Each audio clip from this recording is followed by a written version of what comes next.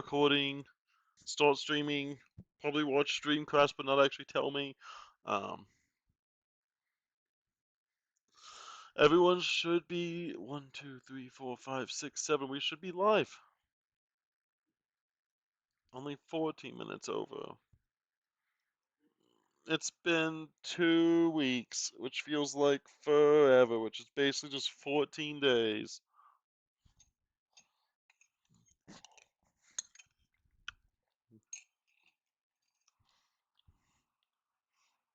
And you have like at least like 3 criminals in the party actively at any given moment. Maybe 4 criminals. It's really debatable at this point what is and not what is and what isn't considered a crime at this point. And Catherine's the only jailer. And no.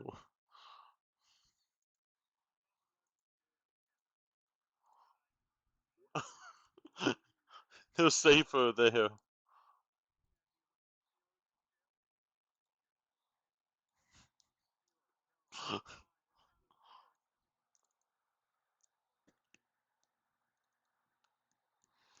Ooh.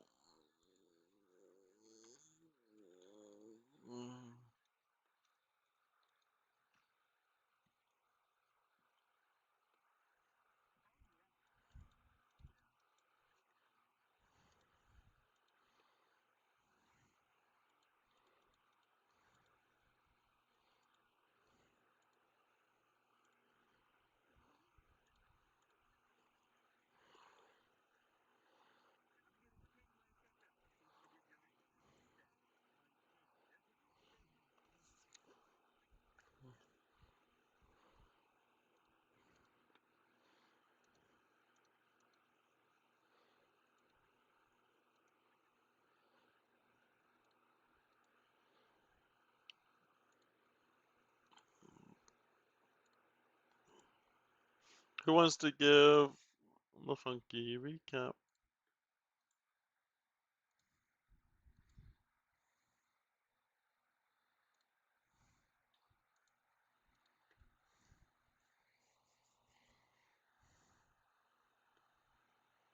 Think about your actions.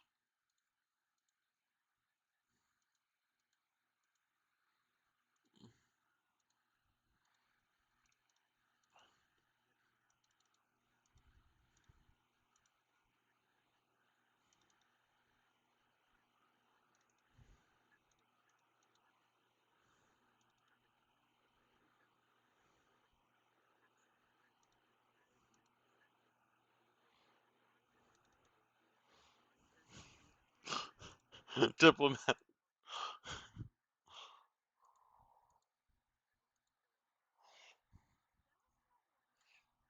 No, that's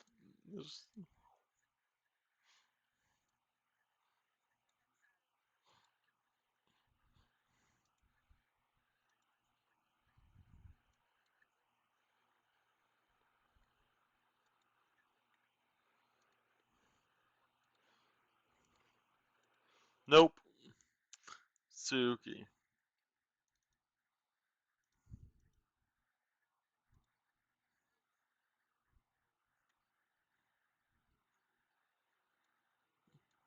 Well, they were on their way there, and then no one decided that there was any use in going there, so you immediately left.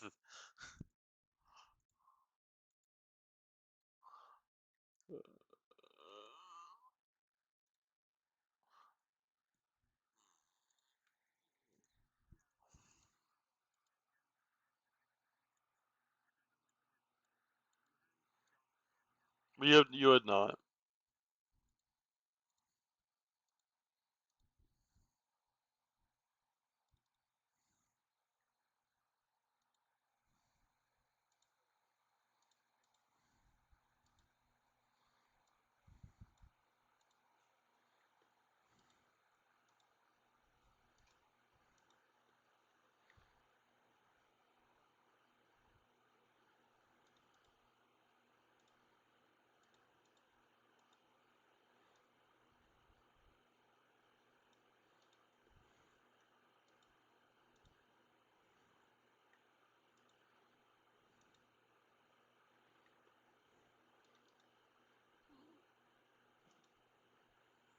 Oh, that was all.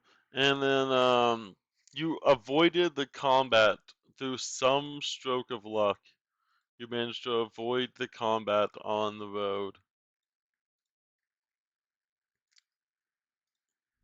And now you are traveling, technically you are traveling to the Fox Kingdom right now to actively go get to go get it.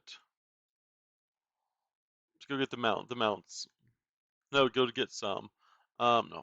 The you went to there to go get the mounts. What would you like to would you like to roleplay this getting the mounts, or do you want to say you got the mounts?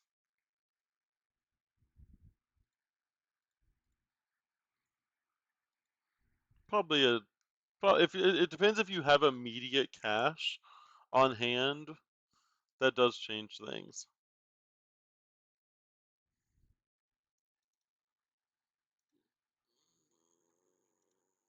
At this time of year, in this time of place, in this location, in a fox village, it's gonna be a little bit more. It's gonna be at least a few gold per horse.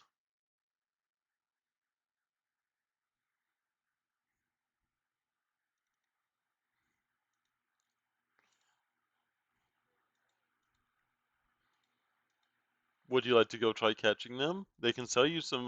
They can sell you some rope. You're more than happy to try catching the local wildlife.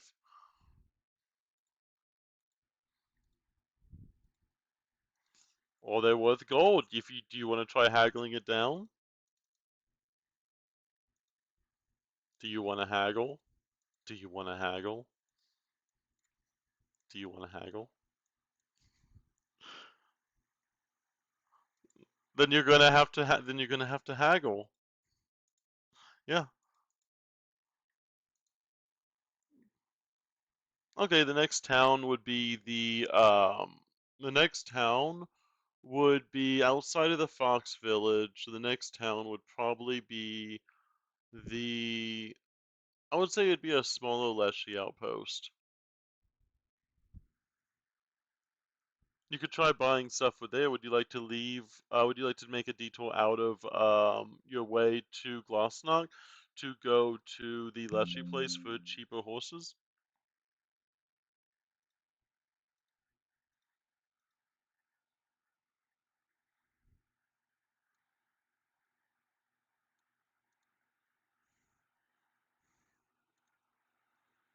They all trained horses.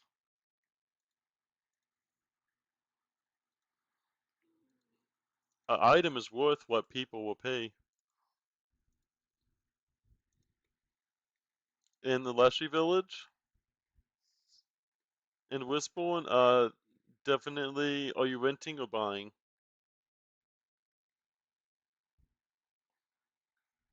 If you rent them, it's going to be for the rent. It'd be 1 gold every 3 days.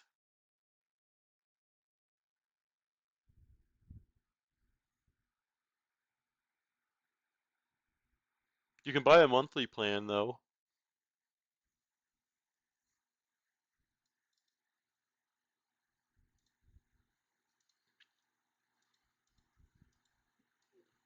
Hmm.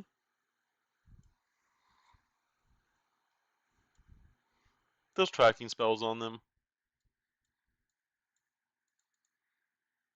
I would say yeah. I would say they'd be. I would say they've been. If they're going to be renting out the horses, they would be trained to do that one specific thing.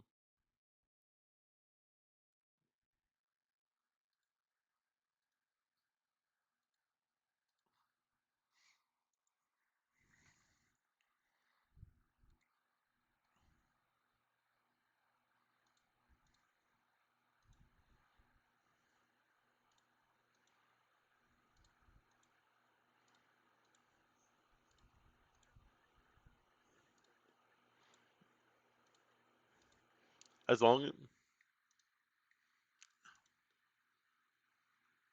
the horse just automatically starts going back home after the rent period's done, regardless of whether you're riding it or not. It'll just automatically make its way home.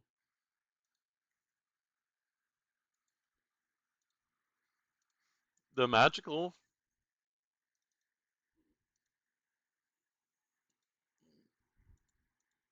Yeah, you can't rent them then. The magical horses are the renting ones.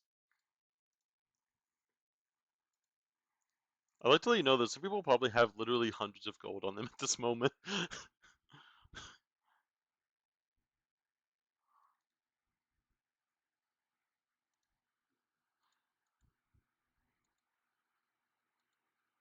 What would you like?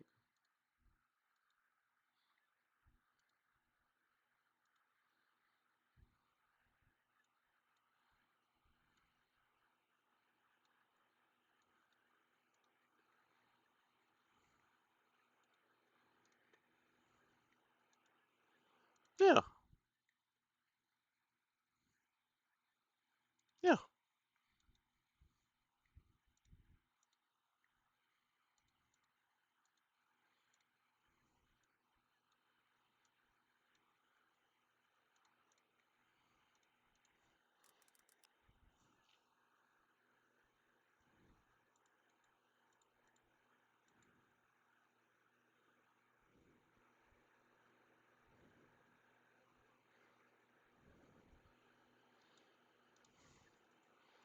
yeah. I know.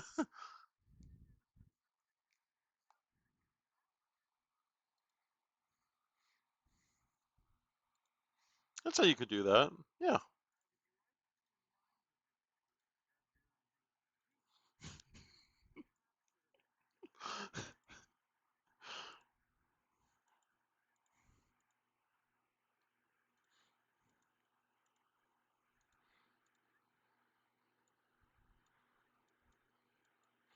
Do you want to say that in character? Okay, that's in character. Just to be clear, that is in character.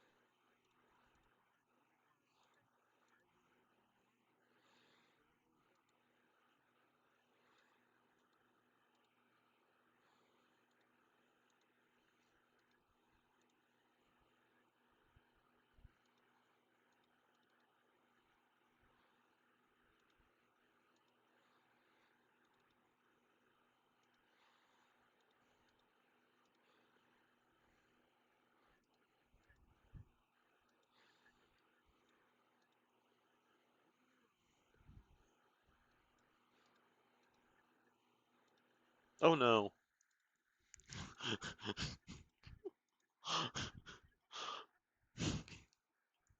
So remember that thing we talked about in private pockets? Um,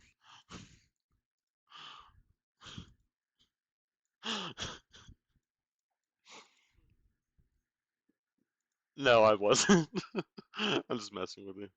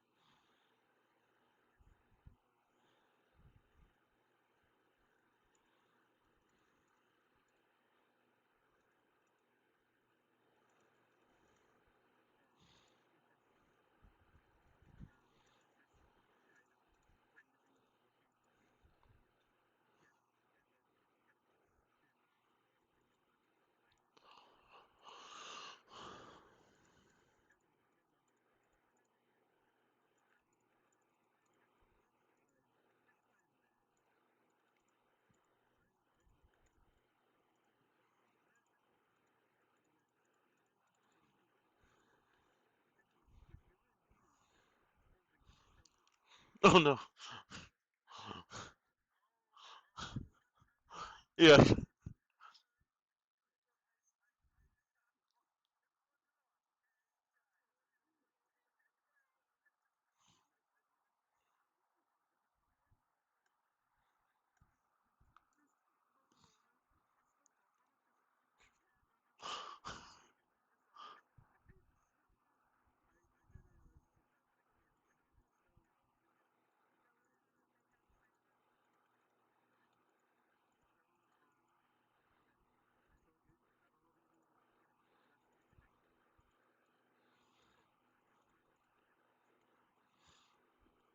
I know you're completely asleep. You're dead asleep right now.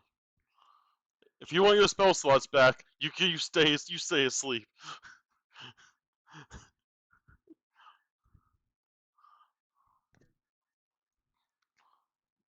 Yeah.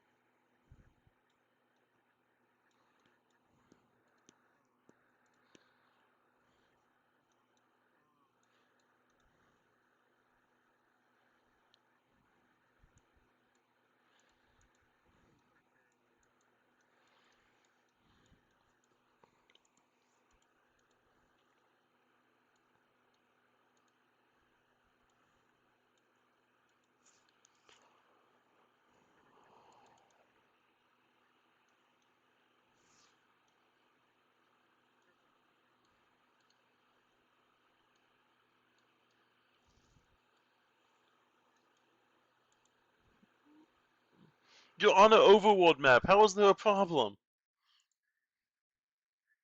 Already?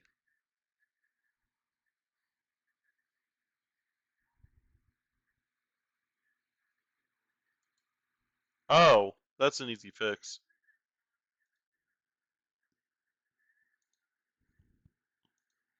You know that's an easy fix.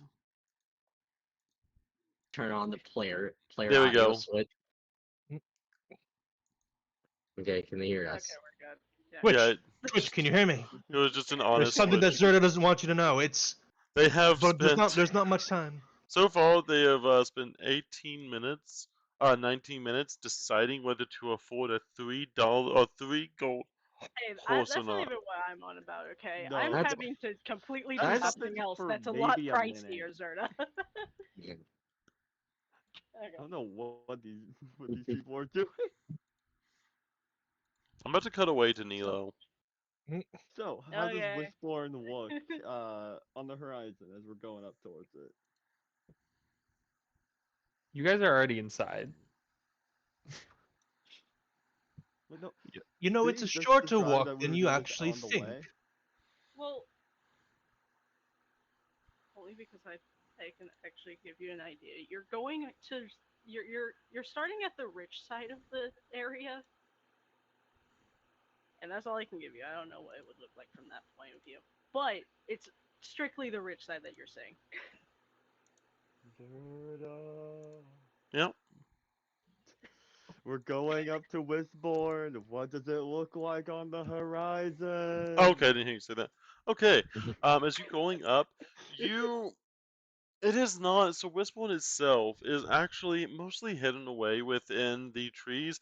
While they do occasionally enjoy the regular traveler, it is more of a almost privilege to be able to find the Fox Village itself or the Kitsune Village. Being one of more magical design, they can mostly keep of themselves basically pretty self-sufficient within their own town.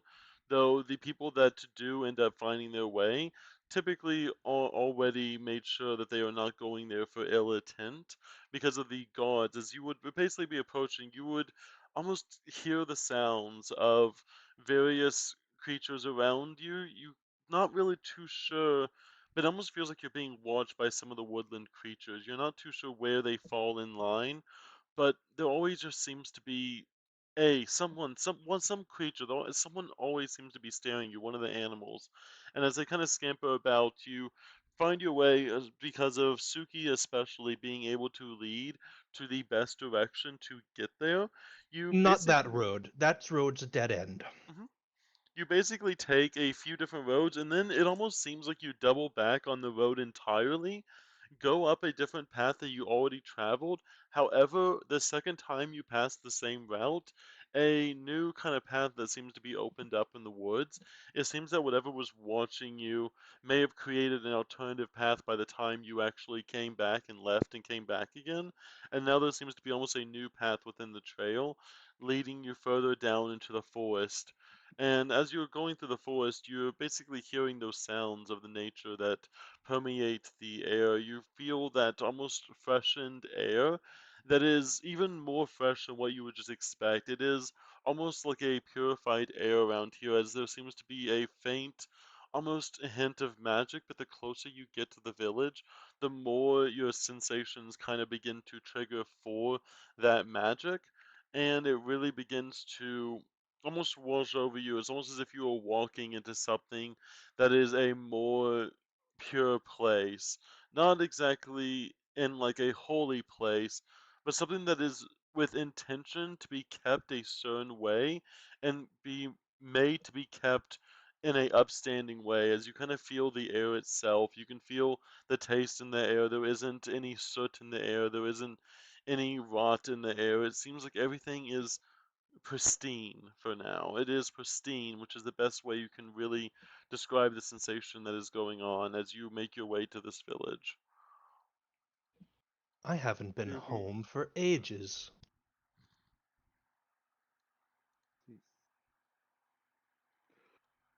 Jeez. I'm sorry, what were you saying? Look at us. There's people watching us in the woods. What's going on? Come on. Oh, that's just the, you could call them the neighborhood watch. Lord. Alright.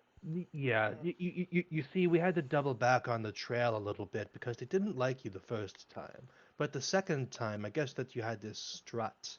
So they kind of just let you pass. Sweet. Oh, Anyway, we need to yes, pick and up. don't loiter alone at night out here. Oh, trust me, though, sir. I'm playing. We're playing. We should be long gone by nightfall.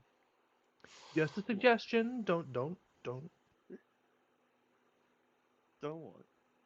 No, no, no, no, nothing. Sure. All right. So we're going in, picking up. You're from here, right? That I am. Yeah. All right. Go in, grab us some. Grab us some horses. You know, standard run-of-the-mill shoes, and Just the we'll be two. on our way. Shouldn't be much more we need in the town, right? Very well. So when I look to the I assume we're kind of standing outside the town right now. Is there a gate? Yeah. You notice that there doesn't really seem to be a gate by natural means. However, the bushes themselves around the village seem to form almost an oddly impenetrable barrier. Well, you'd imagine that you could find your way to essentially move past this simple brush. You personally would know better that the actual shrubbery that is around the village is magically enhanced by the druids of the village to essentially be as strong as stone, if not stronger, and immune to all forms of essentially fire damages. They seem to be almost prone, you would think they would be prone to that, but through the training of the druids, they were able to essentially create a forest barrier while keeping the aesthetics of the village, while also maintaining that which would be a structural integrity of the town. And there is between two large lumbering trees itself, there seems to be just a singular just almost single to two-person file line that leads more into the village itself. And on either side of these trees seems to be those magically enhanced shrubberies. Okay, and I have a question about the shrubbery. Hmm. Is it like a thorn bush that if you like prick your finger on it, it would hurt you? Is it toxic, poisonous, or any of that kind of stuff? Oh, you know that it is mostly meant to be almost like a stone wall. It is less intentionally designed to just hurt people, but anyone who would be foolish enough to climb these hedges would find the hedges themselves, reaching out with the thorns and grabbing those and trying to climb over the walls into the actual bushes themselves to be slowly consumed by the nature itself, depositing any armor and equipment there into the village, leaving the body nothing more than fertilizer for the bushes in the future. Metal. Wow. Do All not right, touch Godwin, the go touch. shrubbery. Suki, go touch it. Scotland, throw Suki into the bushes now. No. Do Throw not a touch the small ball into shrubbery. the bush. It is a All well-known. right. Anyone smart enough to get to the Kitsune village would be smart enough to know not to mess with the shrubbery. Yeah, I set fire to the shrubbery. it's immune to fire. Nah. Yeah, it is. All right. Anyway. All right. So we enter town. Hmm. Strong. Do they like, they don't. We just kind of enter. As you enter, you see almost like as you begin to kind of enter, you've already been watched by several woodland creatures at this point. A few squirrels that actually seem to be almost impassable to the eye at first, but as you get closer to the gate, you kind of see two different squirrels, one on each side of the trees into the village itself, that seem to almost just kind of like they're almost just innocently sniffing the air as they kind of chase around almost in a downward fashion as they kind of move down these trees, and they don't stop you, but they do watch as you enter. It doesn't seem that natural just blunt force is the aim of the game for the kitsune. They seem to be watching and investigating anyone who comes in from all of the eyes that are on you. Whatever they have decided, the decision to let you in was already decided far before you ever got to the gate itself. Neat. Not very much security around here. Oh no, they've actually beefed up security by a lot. Really? Yes, this Wait, is the most security I've seen in years. what It, was it, it like before? I, Just I, a I I'm straight path? actually apologies. What? What was it like before? Just a straight path? Well, there weren't quite as many watchers before. Oh Any yeah. anyway. There's eyes on us, but they're not really doing much. You know. No. We should be fine. We can just walk right in. I'm sure that the squirrels won't bite. Fair enough. You realize that one Anyway, of I the can show squirrels you is actually due to that brilliant Kitsune lore check. One of the gods is actually a very old god druid one of the squirrels on the left in particular, you recognize some of the fur patterns, even though it's a little bit more gray than you remember. It is a god that has been posted there far before you were ever even born, Oh and the wow. god still seems to be almost just in their natural squirrel form, and they seem to be just watching you as you enter. And you know because you've seen this god there every single time you've ever entered and every single time you've left, that's one same squirrel god has always been there. Is that you, Amber? Just gonna They see really it. don't they really don't let you get a break, do they? That's well, working hard then.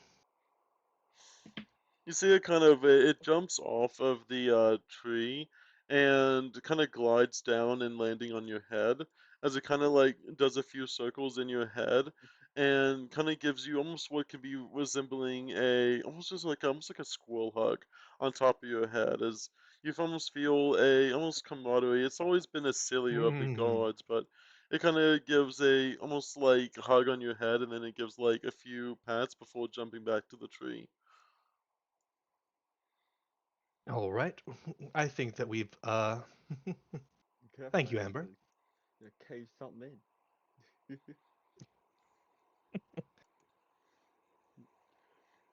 All right. I think that we can Right, head we inside go. now. Yeah. Suki just smiles as they walk Mm. inside the town. Hmm. Smiles to the other guard. Let's see. How many horses do we want? I'm guessing we just need the two, since we're not. No. Well, we work in 4. pairs, don't we? Yeah.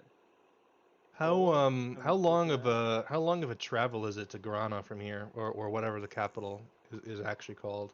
No, it's about 115 miles. 115 miles.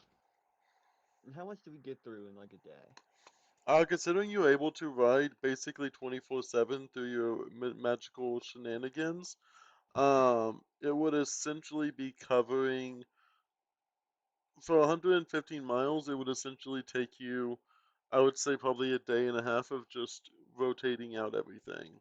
All right, so we would need to have enough horses to rotate out. So we need. So it sounds like we need 4. We should. 4 would be nice, yeah. 8 hours. 8 hours of rest, 8 hours riding, and switch off. I'd better let the others know that we're here. They might be getting antsy in there. Oh, yeah. And Suki will just kind of Definitely. like tap a claw on the glass of the snow globe and whisper into it. Yep. Yeah, you just kind of, after a moment, you just kind of hear back in your head, uh, yes. Oh, is this Is it safe Sure to is. come out? No, we're in public. Yes, I'm aware. Oh. Okay, so find an alley, and then I will let the others. I will let Ginger wanted to do something, and we can go from there. And then Suki will turn to Godwin and say, "I think that they want to stretch their legs a little bit." Out here. And then yeah, Alright, how well, many's coming we can out? find an alleyway or something. Oh, yeah. I mean, you know the place better than I. Lead the way. 'Cause let's see. This is probably gonna take us. Yeah, there's way too many eyes in this district. We should go someplace with a little bit more nooks and crannies before we Place let them out. a little shadier. A little bit shadier, if you would. Alright. And Suki will actually pull the hood of their cloak up, and they're wearing this. It looks like a very ordinary gray cloak, except it's ordinary but well made. Who are you all connecting with that, Catherine? It is a limit of 5 in total, including yourself.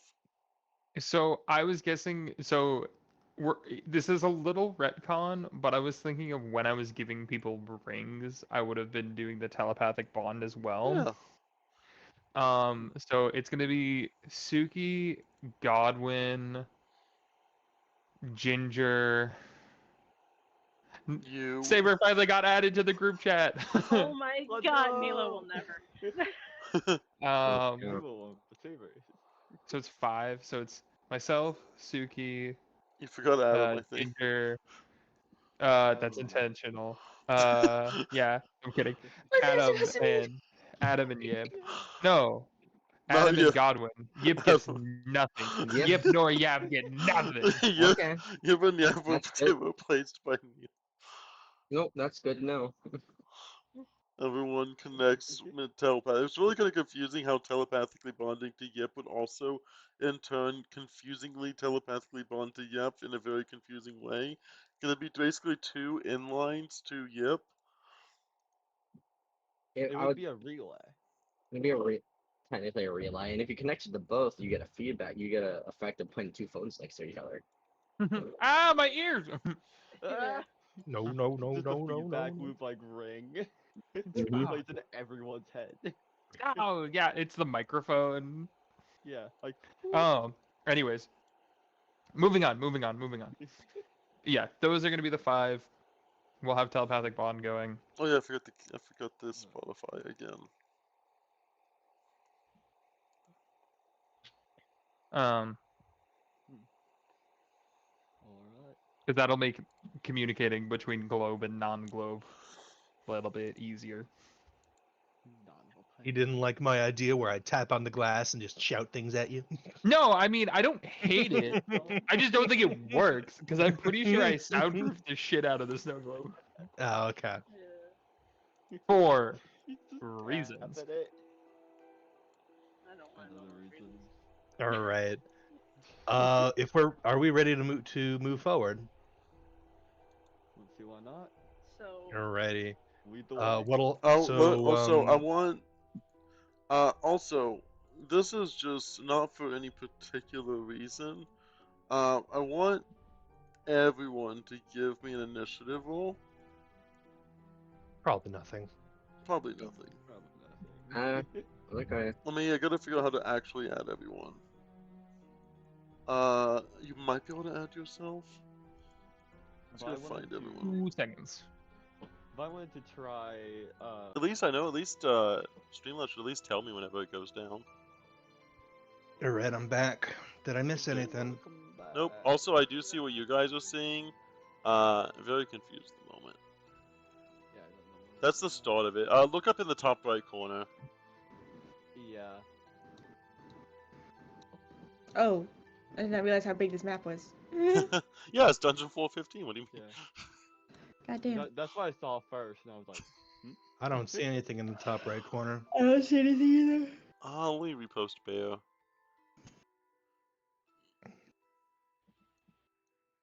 Oh, duh, of course you see things, Shuckles.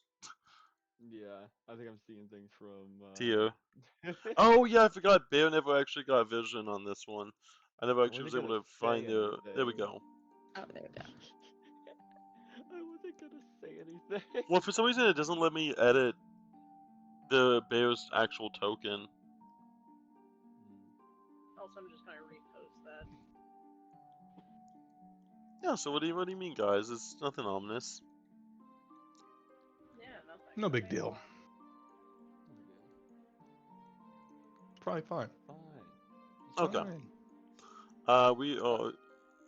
We all good now. I get to do my little funky thing. Why is Nightbot? There we go. It's beginning. The streaming. Okay. I've returned. And now it's wow. time for Nilo's part. Back. So meanwhile, while everyone else is getting the horses and the like, Nilo, you have been Yeah. here. This is you've been here for basically a good like, at least like 18 to 24 hours at this point. Most of whenever you first arrived here, they seemed to be, without even speaking, they seemed to go off. They left you here with one person to essentially watch over you, as they went off to grab something, and you can't really see too far, but they seem to be going down all the way down this almost hallway here, but there seems to be some sort of barrier of magic that seems to span across what looks to be some sort of pit. From to the left and right of you, there seems to be this sort of, actually let me move this line down a little bit. There we go. It's almost this shimmer of light that seems to permeate from here to here. It is some sort of defensive mechanism you can imagine against your shadows, as this whole chasm right here is completely lit up in this prismatic wall full of colors of rainbows that seem to be just lighting up. It is a oddly eerie sight of almost rainbow in this very clearly dark situation. You find yourself inside of a more well built cage, but the cage is of made of both magic as well as physical construction.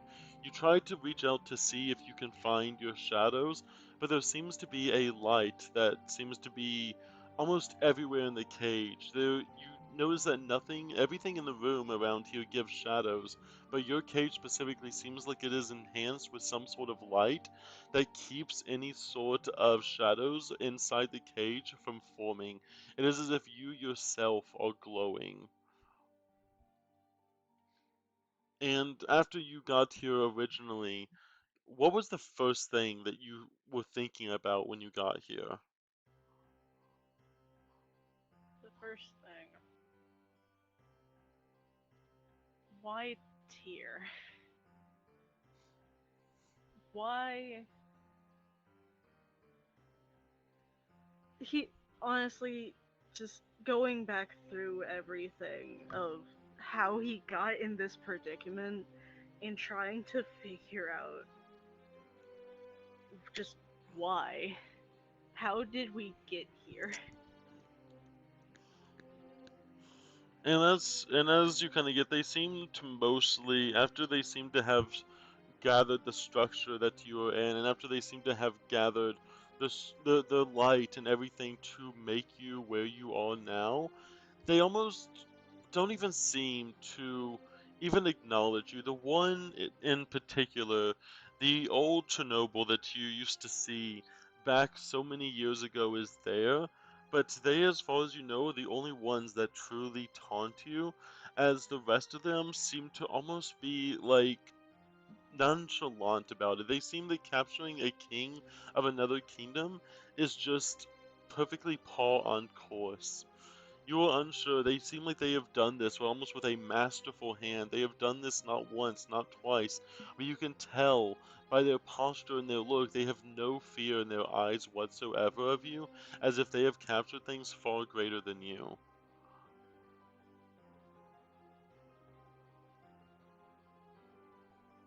I don't like that. But then as you all here for a while, you know that the only thing they would have said, especially to you, is that they are waiting for a specific time. They had to capture you now when they got the chance, but especially the Chernobyl specifically would mention that they have to wait until the full moon in 3 days from whenever they captured you, because the full moon is going to provide them the necessary requirements they need to perform the sacrifice needed to actually please their own god.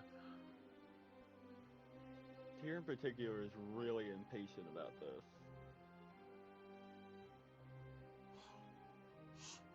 And you know, and you would have fought with them, but you also end up talking, and as you are talking with the Chernobyl, you hear them basically bantering back and forth, as they say that we must wait until the full moon, we must wait until the time is right, we must see it to the fullest, for that is what we need to be able to complete everything. Timing is key, timing is important, timing is going to let us accomplish what we want.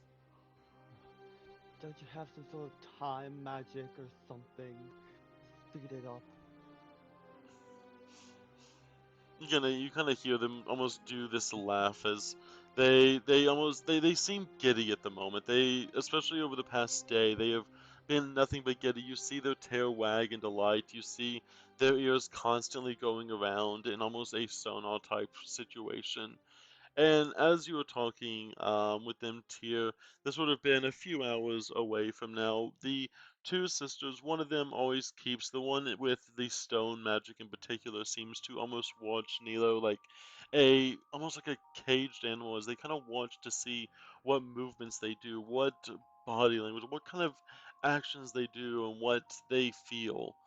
Meanwhile, the other one seems to have taken themselves in one of the shared rooms to the south east of this map, of this whole room here. And you would have also find yourself, what would you be doing over the course of this day, Tira? Um, You have 3 days yeah, before you are essentially allowed to do what you wish. 3 days, pretty much. I imagine he's like like part part of it is he's assigned like like guard duty Hmm. for Nilo, so he's just sitting there like bored out of his mind, just watching Nilo and like sitting on like there's like a wooden chair they like pulls up to the corner and he's just sort of like like hand on his face like watching, just lazy eyed and bored. And as you're That's doing that, basically it. give me an occultism check. Actually, I'll probably do this to you if you don't want to pull up the sheet. I can pull up the sheet. You first see over the character. Let me. uh, there you go. Yeah. With that, you realize that an extremely powerful presence has entered, essentially has entered your dungeon. This is a prize, and this is one of the most special dungeons to you. It is one that you have personally been seeing and managing and making sure that it is, whenever the time is right, as impenetrable as possible. And you notice that something enters and is just completely walking through as if there is not a care in the world, and every single safeguard you have is currently being walked through at the moment. Do I do I recognize this presence at all from anywhere? You realize it is a power that is even stronger than you yourself, but you can only think of very few people. Either this is one of the high mages that are in the city, or something far more powerful or worse.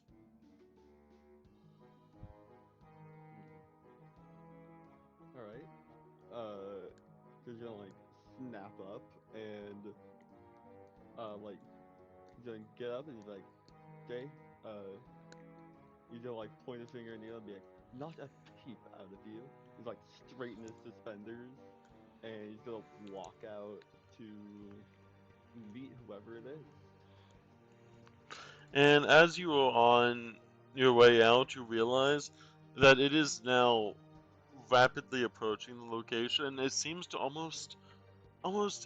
it is almost with a practiced ease this thing has found itself, and you notice a much smaller presence that entered the dungeon with it. And as you are going down to go to the entrance to see what is causing it, suddenly that grand force that was showing up now is right in your room itself. It is breaching this room, and it passes this prismatic wall as if it is passing through nothing more than a waterfall. And you see standing before you only one that any elf should be fully aware of.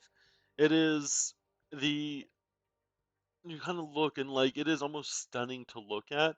This themselves is the queen of the vampires in the Elven Kingdom. And she walks through your magical barriers as if they are nothing more than toys to be made to walk through. They are curtains to be pushed aside.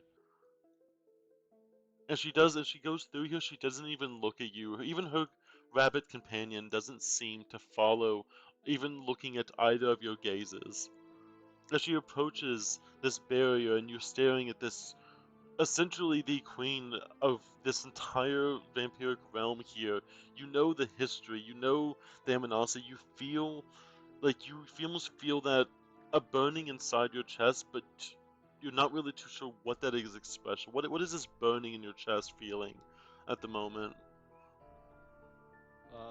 It would be annoyance that somebody told told a lady this powerful about what they were doing down here, and Tyr gives like a stern, like sidelong glance at at her over here. Like, what the fuck?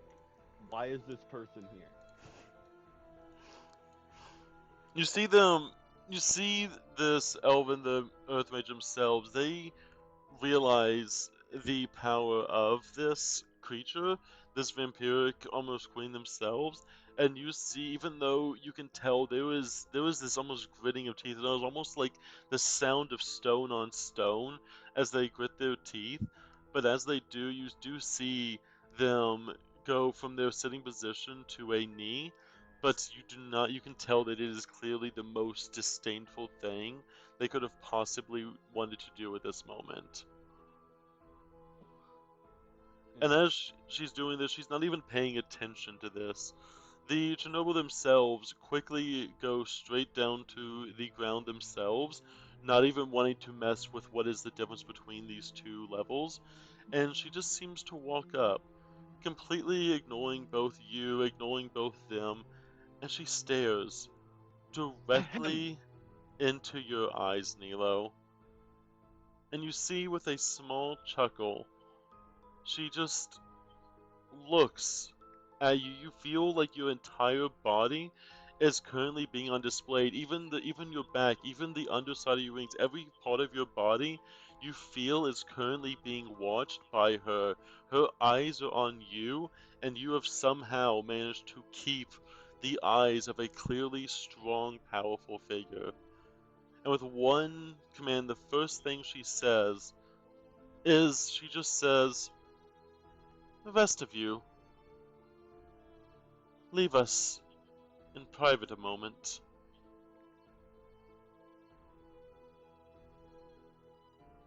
excuse me.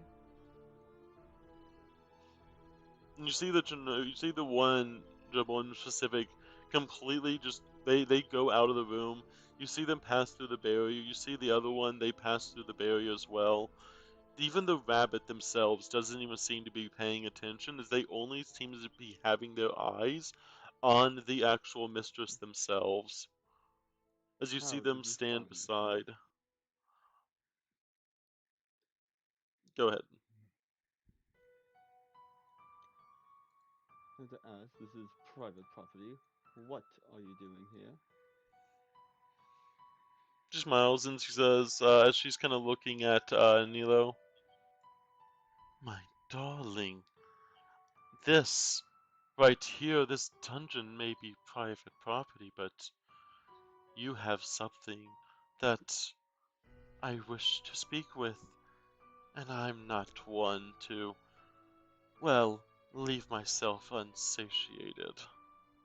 You see her And almost like, you, you see this as you're looking, she's almost like biting her bottom lip a little bit, and you can almost see like a trickle of like blood that seems to be pooling from her crimson lips as she is staring at you with a deep, almost fascination and somewhat hunger itself. you know our relationship. You could have just asked. This is highly unprofessional and, dare I say it, disrespectful. Don't you worry, I am more than happy to let you keep your pet here.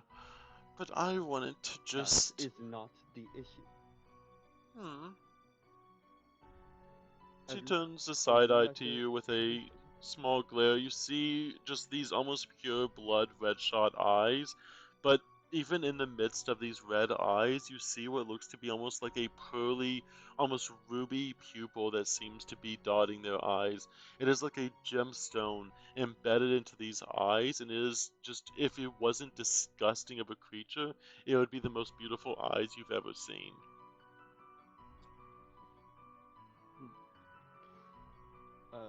Tyr just holds the stare. Hmm. Please, in the future, notify me before any of your unexpected visits. She gives Good a day. small chuckle, and you elves always want to do the paperwork, you always want to do the routes. Why don't you live a little, get a little blood on you sometimes, and just feel the life of, well, those around you? I know it's kind of hard for people. like you, but live a little, as they say. She kind of gives a small chuckle at the fact that she clearly knows she is undead, and she has no problems with it whatsoever. You just got told to get a life by an undead. Tyr's expression hardens a little, and he's like, "You know what I am. You know why I do what I do." He's just gonna turn around and leave. I'm not allowed to leave. Yeah, you know, you're not. You leave. You are not allowed. You just bump into the prismatic wall, like, I damn, walk what was out and the I'm like, code "It for this won't let me thing? leave." It is you leave the room.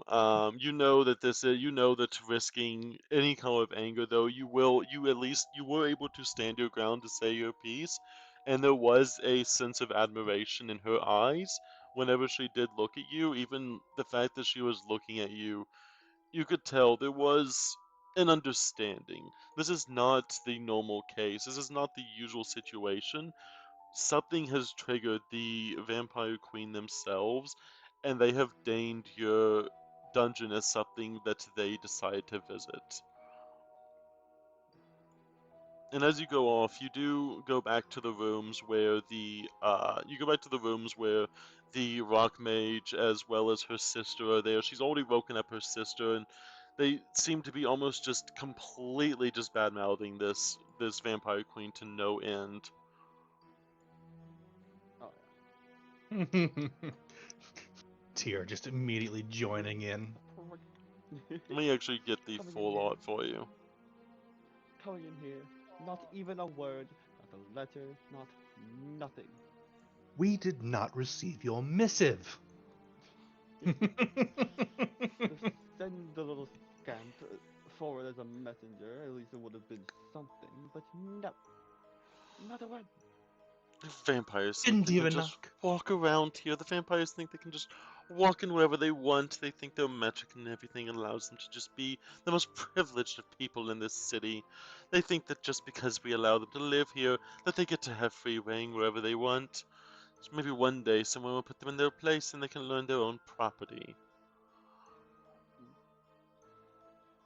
I mean, they have their property. It doesn't include us, so honestly, not too much. It's fair. And meanwhile, Nilo, you've heard this conversation. You know that it would be unwise to speak at the moment, and yet she takes a good, almost uncomfortable moment, as if she is analyzing every single bone, every single flesh and fur of your body, and she seems to be analyzing it for something you don't know what. You just feel her eyes piercing into you. Nilo would try and keep eye contact, but as he's also kind of nervous, he's going to start like picking at picking at his left arm where it's starting to like it's sort of still petrified a little. Um as he it's like he does that for a minute, and then he'll just Honey is basically on top of his head at this current moment, also staring at her. She knows she can't do anything, but she feels threatened. after a moment, she kind of, after you finally manage to break the stare, she gives almost a small nod of almost just enjoyment, the fact that she was able to keep this staring contest longer. For her, you can tell this is clearly a power play, and she is more than happy to essentially wait that out. As she does finally begin to speak, she says, Nilo, Nilo, such a pretty name. It's been so long, and look, you finally ascended to kinghood. I figured you'd make it that way. All the pieces were put in place, and now your royal blood will allow us to do what we want to do.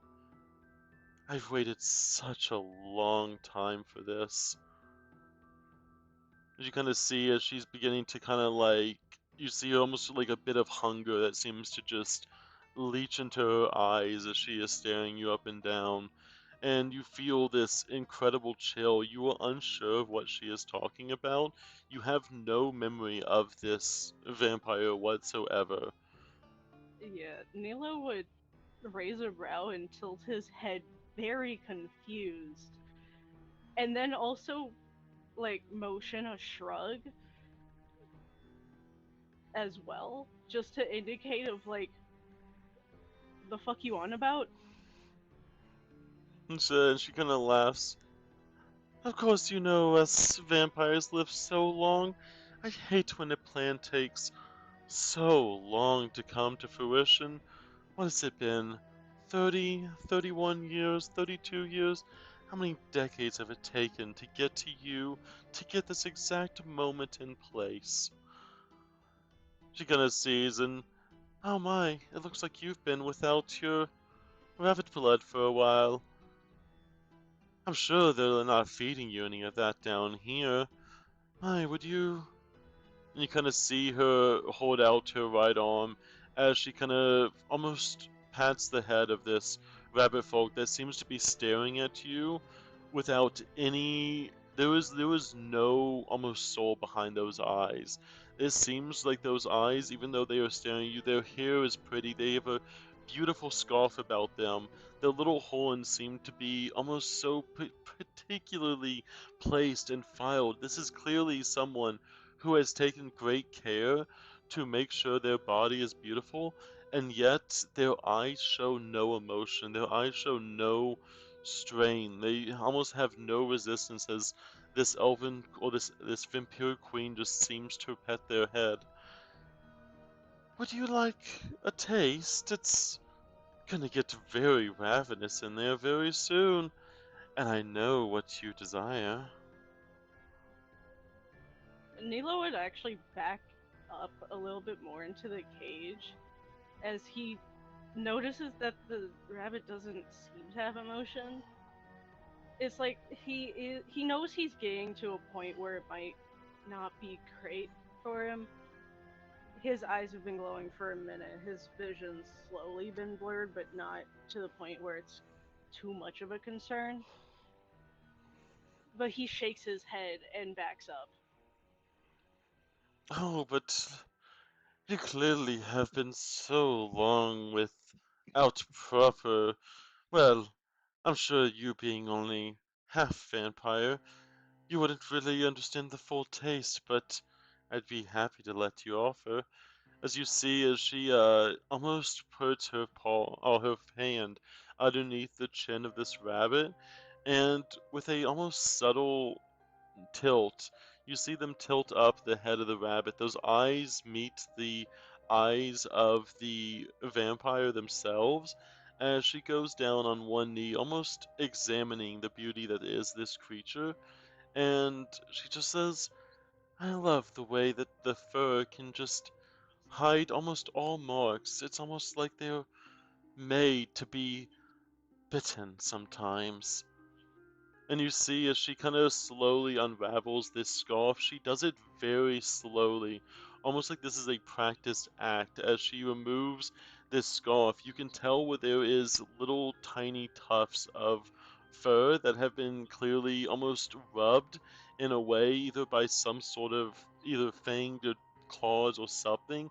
But you can tell deep underneath the fur you can sense those scars that have happened more than any amount you can imagine. There is almost like their entire neck has this ring of scars about itself as you see her just almost give a small kiss to the cheek of this rabbit before plunging their teeth directly into the neck veins of this rabbit.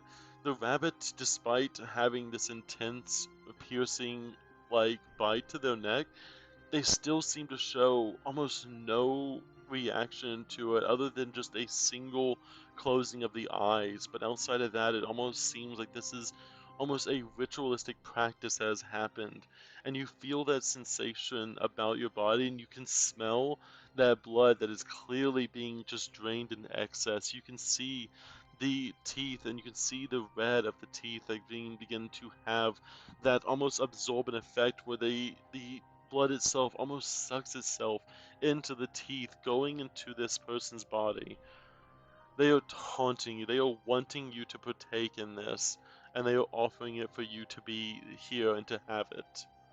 Why don't you give in? Just give in a little bit to your hunger. Surely a half vampire isn't too good for a little bit of blood.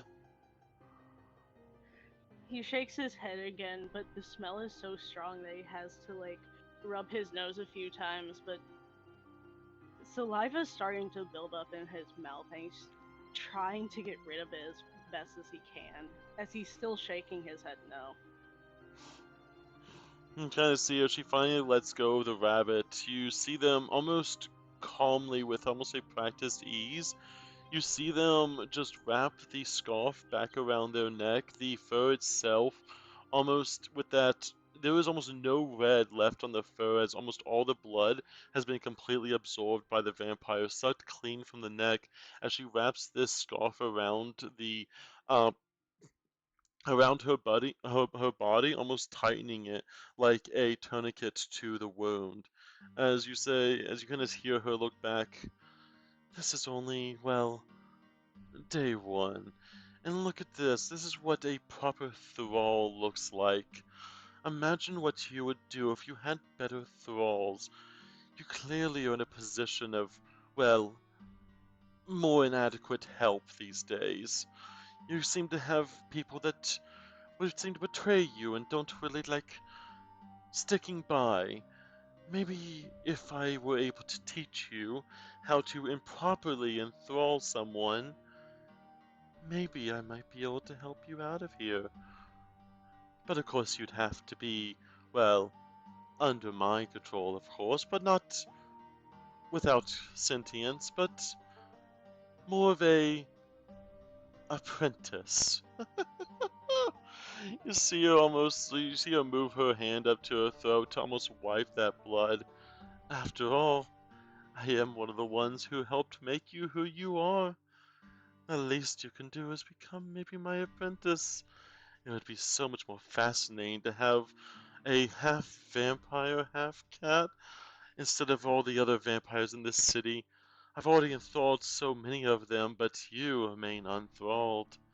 And it's a temptation that I don't feel like giving up.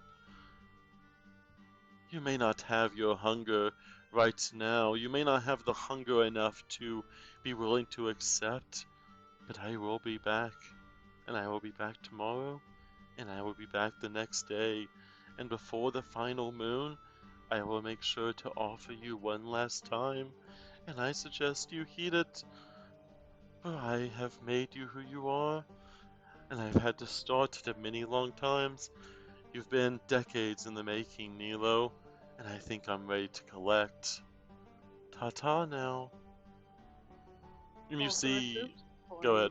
point, Honey would jump off of Nilo's head and just Halloween cat and just hiss and fap at the bars, trying to threaten her. That's a proper thrall, one that's willing to die for their owner. Maybe you should look into some gods that are willing to do the same, and to those that'll betray you. It's so much easier to trust someone when you've enthralled them. Isn't that right? And kind of see her give a small, almost loving pat to the top of the rabbit's head, as you see her quickly turn tail and just slowly walk out of the room, leaving the dungeon and yourself alone. By the time that they leave, the other guards would have returned back to you, but for now, you have a few moments of alone before the regular guard shift returns.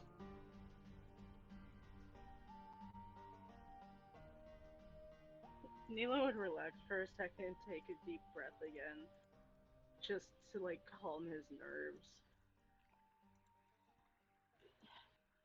He'd start looking around again, which he's done several times since he's been in here, trying to look for anything to that's just slightly broken enough for it to be easy to break or something. Yeah, give me a solid perception check. I'm gonna need really high though. Didn't I roll it? Dang it. You know, There's no way to roll it. you're good. I gotcha.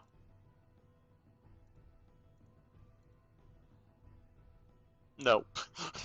Ooh, See, so that's sorry. the one. because I just Damn. reconnected. I just reconnected to see that.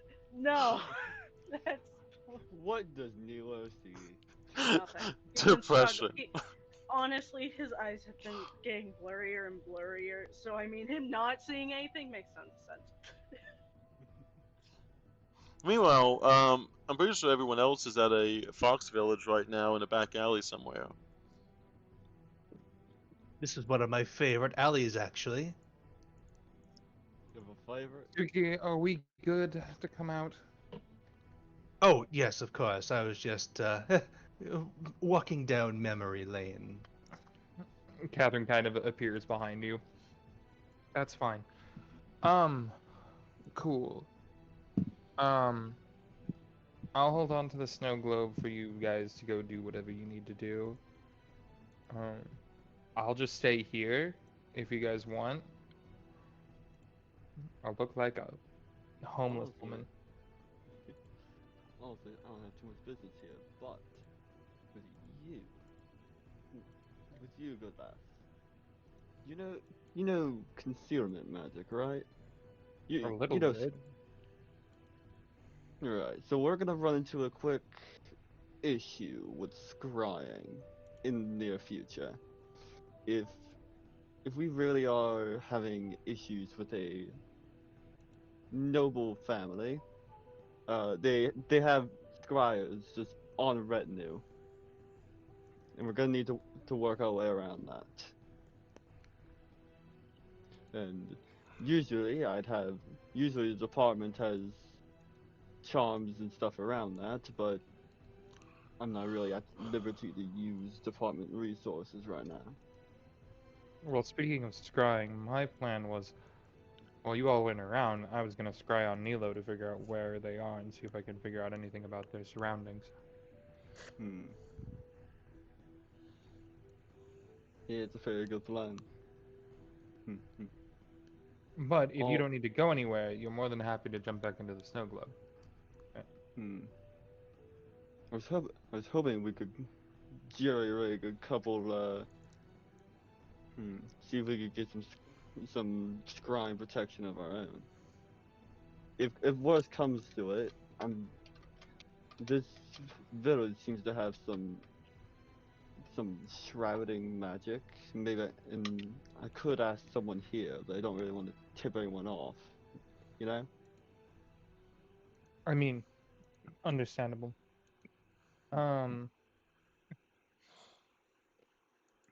So yeah, yeah. If you have a solution, I'll ask around inside, see if anyone's got got anything. start there. I'm gonna work on some, I wanna work on scrying on Nilo. Also, Gotcha. Hmm? I'll see if I can, maybe between here and in the Elven Kingdom, I'll see if my library has any research on scrying spells. Gotcha. And just to make things quick and not ask every single one of you, does anybody know Veil of Privacy? The spell. Suki kind of shifts a little bit. I perks up a little bit when you say that. Suki perks up. and but doesn't say anything. No. Yeah. No one else? Alright. I don't know spells in the first place. Yeah. It's Okay. a veil. It's called actually a loose. I don't think Nope, it's. it's called Veil of Privacy. I'll try to find it online. Huh. It's Actually, on Clandestine Cloak. Oh, nice. Yeah. I mean, I have my own cloak, but I see it now. I'm aiming to grab a wand of that. Okay, it looks to be 3rd level, it looks like. 3rd level. Yep. yeah. Wands of 3rd level, if I'm not mistaken. I think it was 12. I would It's- say To craft it. Because let's see. You might need to know someone to get a spell like that. Someone sketchy. Someone from here. Sketchy. Yeah. Literally hinting towards the someone like me. Someone like me. Yeah. I mean, this is probably where I got my staff from anyway. Mhm. Um, Yeah. And then that'd be. Yeah, if no one here has a solution, I'd be going after Suki. Going after? What do you mean? You know, I'd be going in the direction you went and trying to find you and be like, yo, no one I don't think that we split up yet. we haven't left yet. Yeah, we haven't left Yeah, yet. we haven't Oh, left. I thought Um, Suki already left. Oh. No. We're all three of us are standing in an alleyway at the moment.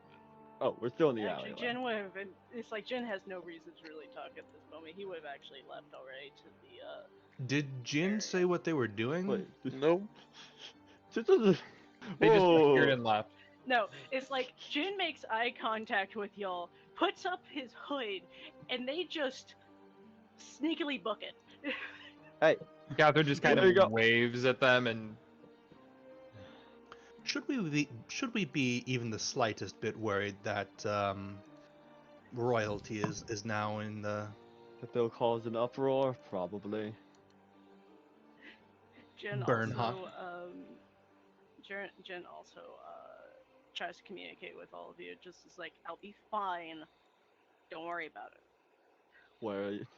have fun, Oh, you're not- Pontai. I'll be here. Get back quickly. We don't want to be here for too long. Adieu. Yeah. And then Mm. she'll just kind of look between the Suki and Godwin. Yes, Just you got them. let them go. Yeah, we got bigger problems. Good idea. Suki, do you need money for the horses? Yes. How much do you think you'll need? It depends on how generous the merchants are being today. You know, some of them charge up to 8 gold. Cool. Here is Per horse. yes. Here is 80, and she'll hand you a bag with 80 gold in it. I'll add it Buy to your yourself feed. something. But have fun. Get the horses, saddles, feed. Oh, Zerda, did you already add that? Yep. Alright, I We're- see it. We're probably gonna need a couple extra things. Would you Very like to well. visit a magic shop, Godwin? Is that what you're looking at? Yeah, I'm gonna be asking Suki if he knows a guy. And then Go. I'm gonna pop a squat and spend my 10 minutes to cast scry. What, Wow, what, they what kind of guy did you need? So as I said, we're gonna be having scrying issues. Once we're going Well, into. some of us are having scrying issues. Well, I'm sorry to break it to you, sir, good lad, but I'm probably the most well-known person Well- here in that city, and if they find me, they've got you. He's gonna raise an eyebrow at him. Wanna take that chance? Darn. You know, you should really be wearing a cloak or something. I've already got one. It's just not. It's not immune to that kind of protection. Usually, I'd have my detective gear on me, but I wasn't able to bring it out of the city. It had to stay with the department on a. It ended up being a 6-year journey, so I had to make it sure everything was filed and accounted for. So I don't have my I see. They don't let you keep the fun toys when you're away from work. Exactly. You, So I'm trying to think I'll I'll, try and make I it will in there. try to procure this for you. Or Mhm. you know what? Before I even make promises, um, let me let me bother Zerda now. Mhm. So Zerda, Mhm. I am a native of this particular You'd section of. 100% know if there's a chance you'd know. Yeah, I'm looking for a really sketchy kind of magic dealer who deals in the sketchy kinds of magic specifically. Okay.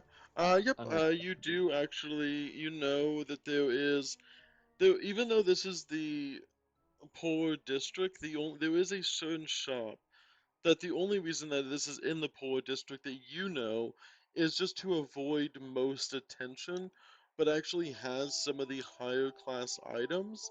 It is basically something that a normal citizen would have to almost use a disguise spell just to be seen purchasing stuff from this shop. But it's also one of those situations where they have exactly what you need in almost an uncanny way. you're gonna love Perfect. it. I am I am okay, so let me level with you. I'm not giving you up my guy. So That's fair. you're going to have to trust me to make the purchase for you. Hmm. I'm That's not fair. bring I'm not bringing you into the shop to bust my guy at a later date. Trust me. I have my fair share of connections here and there. I understand. He's gonna Well, I'm not going to he's give mine understand. up the same as you wouldn't give yours up. Precisely. I'm glad we can be at an understanding. He's gonna put his hand out for a handshake. I'm gonna need gold. Fair enough. How much you talking? Um, let's see. Y'all look broke. Y'all look so broke. Well, you know, things don't usually cost thousands of All right. gold. Do I know how much a third level? You're looking for a wand, right? Yeah. All The right. original idea was crafting it. We can do I would that. say, so I would say that with you do know that even if they may not have it, they may by at least be able to direct you in the place that do. They also deal in information, but it also might be a little bit costlier, though not much. But information is time, and time is information, and time, as Ooh, you an know, information costs broker. money. An information broker. I would love to visit the. Wait, did you say that the vendor is also an information broker? The weird magic guy has a lot of odd customers, so he may know certain things. Okay. Mm. So I'm going to. I'm sorry. Do I know how much gold I need to ask for? I would say at least maybe like 20 gold. 20 gold for a wand?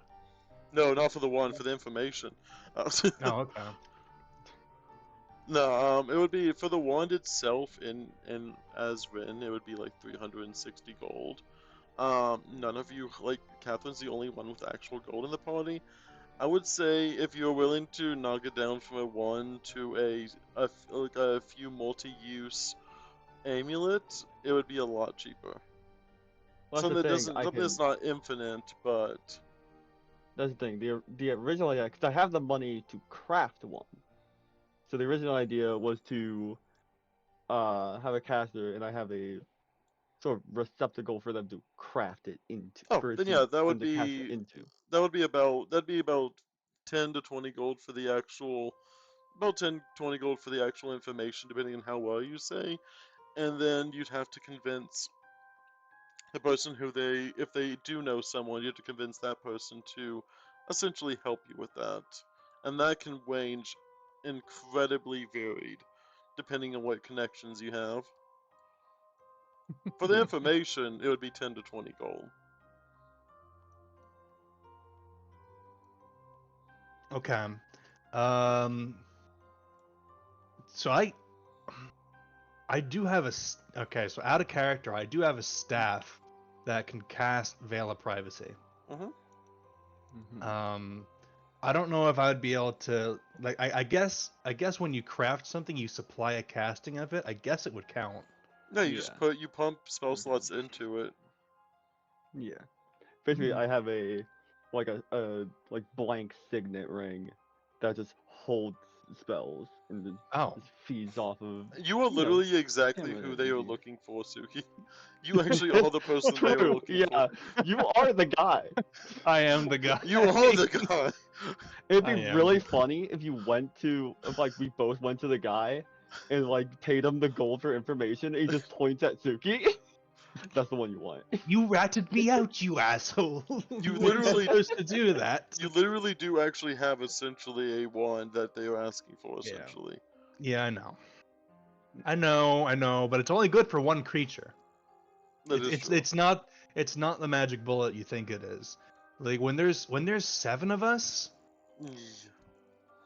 You basically have to assume who they are going to scry on and then cast it on that person. yeah, Yeah. it's not. It'll protect one person. You just have to assume that you have to guess who they're going to scry on.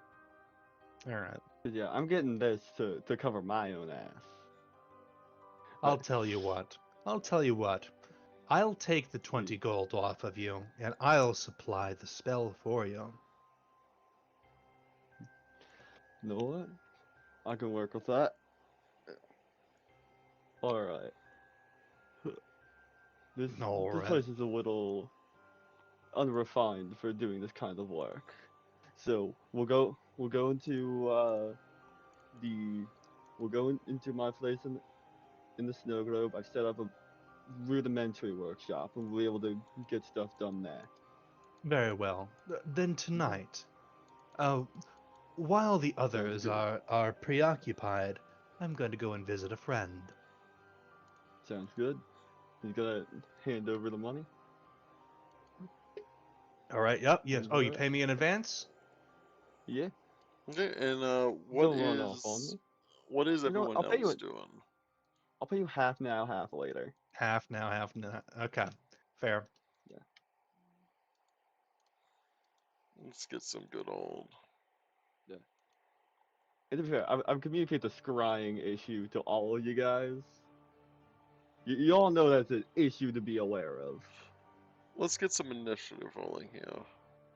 What am I missing? Missing Godwin. Initiative. Initiative. Let me just roll my actual.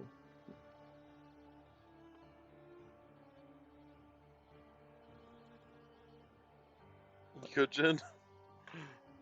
I got the Saber. exact same thing. Saber. Yeah. Support. Sorry. Okay. Yes. Okay, so Catherine, what are you? This is like I said. There's going to be some time passing. What are you doing over this time passing? I am scrying on Nilo. Okay, let's go. Let's go to that first. As you were I scrying, intended to scry on Nilo. as you were scrying on Nilo, you would see. How long does it last? It's like 10 minutes, I think. Okay. It's pretty short. It's like a 10 minutes to cast and then 10 minutes.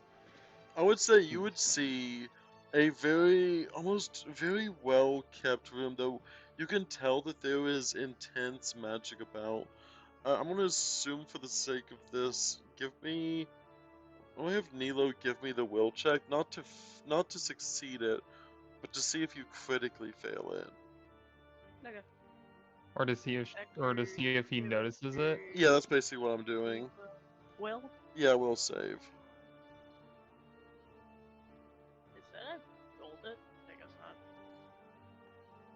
Are my rolls just not wanting to work right Oh, now? there it goes. There it is. Let's there. go on. I think that's basically it. So they don't know they're Okay. being scried on at the moment. Yeah, it does work. You do actually scry on them successfully.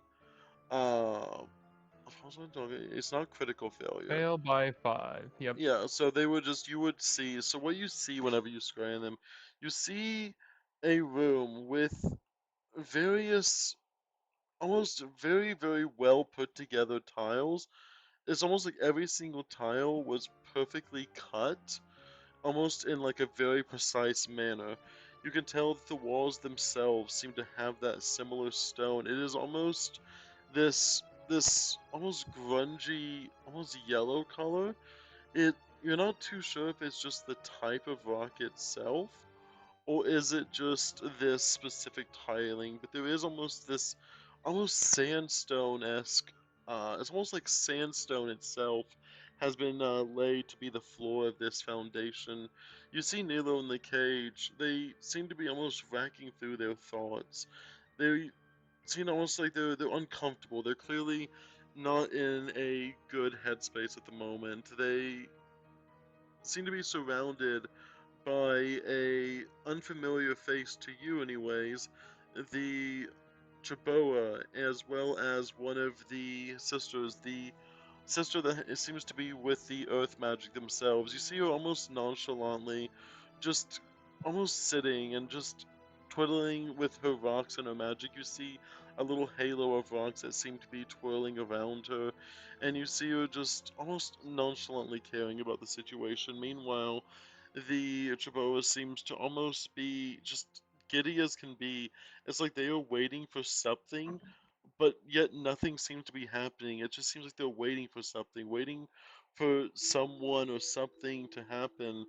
And Nilo seems just as anxious, but nothing seems to be going on. It's like they're waiting. It's a very weird sensation. You expected bloodshed, you expected there to be an intense amount of something, but instead it's just waiting. It's uncomfortable. It's a feeling of there should be something more. You try to investigate the room and you see the altar, you see a very finely ribbon, like, cloth that seems to be underneath Nilo, and you see this, like, almost star shape underneath this, cloth that's been almost inside this cloth and, like, sewed onto this cloth. Is there any roll I could do to try to see if I know Yeah. what that star shape is? You want like Go ahead and give me, occultism? yeah, go and give me occultism. I have a 23 with the book. Yeah. Still 30.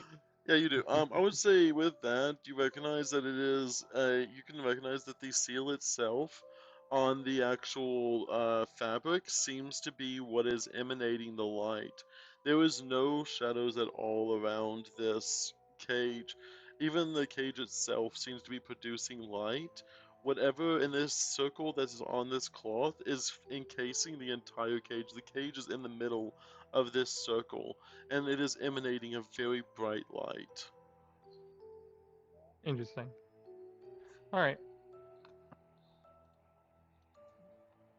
You see all that. What is Adam doing all of this? Um, I don't know if there's anything he can be doing. Sleeping. While we're asleep. Well, he Eating, couldn't sleep. sleep, so he's Yeah. Oh. probably up just doing some more research. I What do think he you? might. Hmm? I was like, what are you hoping to find with the research? I don't know. He's kind of just combing over stuff that he's already read to see if there's anything that he missed. I like to think at this point he has read a lot of what he's got in there already, so he's kind of just going over it, a little obsessively. Yeah. What is Jin doing? You said they were. Yeah, they were. What is Jin doing? So, so Jin would have, after the point of walking away from everyone, would have ducked into another alley, would have went further into it, went into another one, saw his like noticed a door, went into the door, went down steps to another door, and knocked on it. Um, what was the words that I was gonna say? Keto order. You see like a little like on the door. There's like a little tiny like slider on the door itself as you see it kind of open up as it sees you there. Ah, yes, Kate daughter. Do you have the gold? Yes. It is correctly donated blood. Yes. I always Yes. have to make sure. Yes, of course. Only the most satisfactory blood, of course. I wouldn't dare ruin our relationship with Keto. Such a frequent supplier for such a single creature. Oh, I wouldn't dream of it. Thank you. He would put the door or put the gold through the door. Usually, on return, how much do you get from them? It would be like he gets like a monthly supply, so like for basically like for blood pouches essentially. Okay. So like Uh, one per week.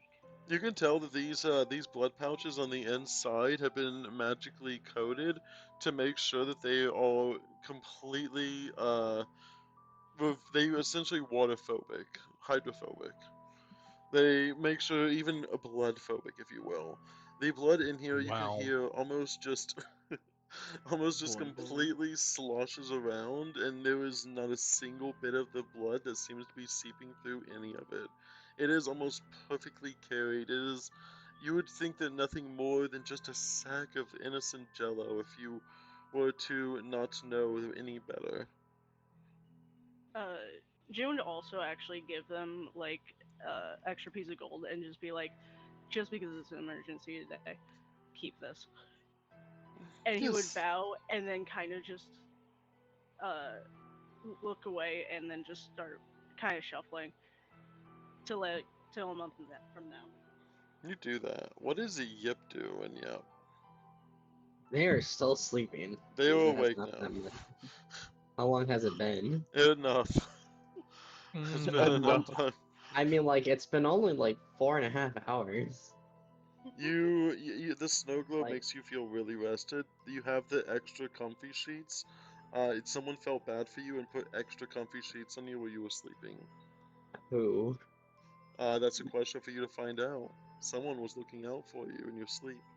I don't. You No, I got was gonna have. tucked I thought in. they were gonna still be sleeping, so I didn't think of what they were gonna do yet. Someone thought about you and put you in extra comfy blankets. You feel 4 nights rest in only 4.5 hours. Ooh. What are you gonna do now that you're awake? Uh,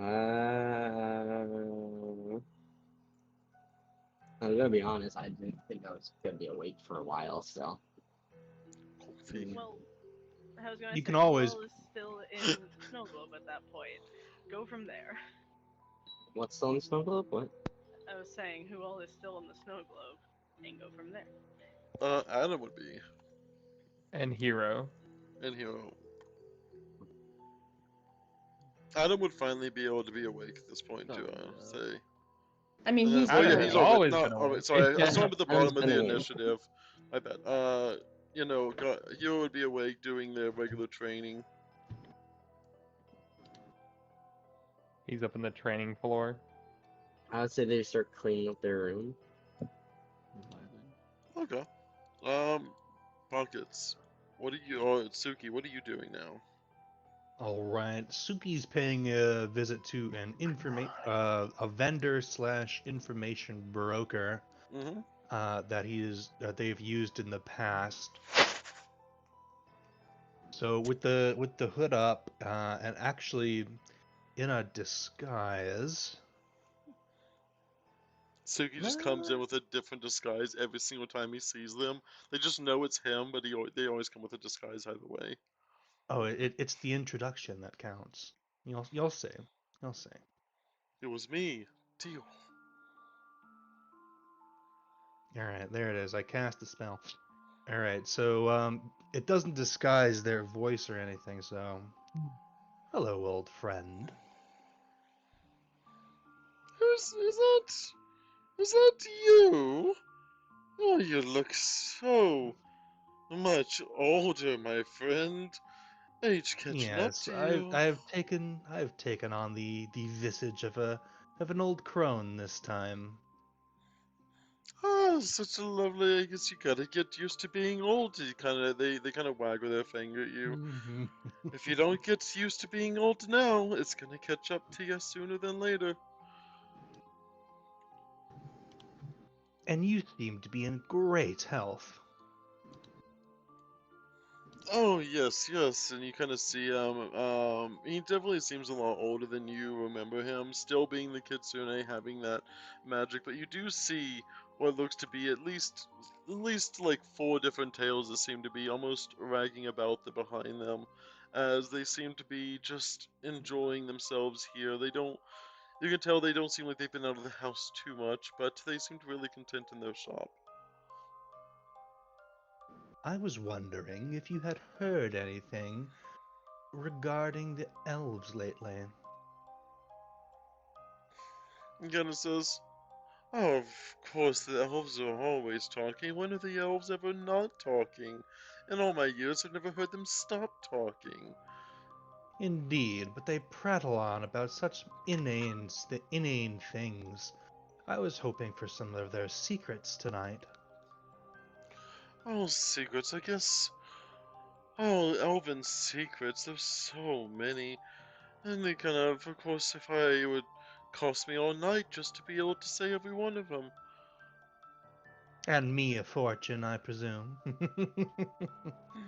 If you were a little bit more specific, I'm sure we could both save your time and your money as well, my time. How about a secret for a secret? I'd like to know who hired the mercenaries out by the bridge. I've never seen that bridge watched before. Oh, and what secret do you have to offer? You see him leaning up, like completely just leaning into the desk without a care in the world for the desk, because he is leaning in close. The elves have kidnapped the king of Quito. Dastardly, you don't say. The dastardly lots. Sure, this information would be very damaging if it were to get out. Hmm, that would explain those mercenaries. There's one in particular. Of course, the elves know their way here due to the contracts that we've had, those ancient pieces of paper that have them prattling through the town every now and then on their whim. Yes, there was a group of mercenaries. They seem to talk so loudly in my shop. It was almost an insult to my ears to have to hear them talk, but a good fox doesn't just let those information go. They seem to be hired by a certain tier itself. Well, not just them. They said it's something involving the Anaskyon family. That's noble, one of those 6 noble factions. Clearly, it looks like they're trying to get an upper hand. Maybe they're trying to get in favor with the king and queen themselves.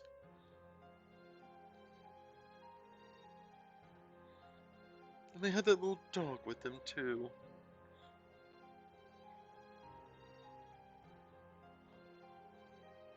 Zerda, how do you spell Ascium? It is Anascion. I will give you a blind politics check.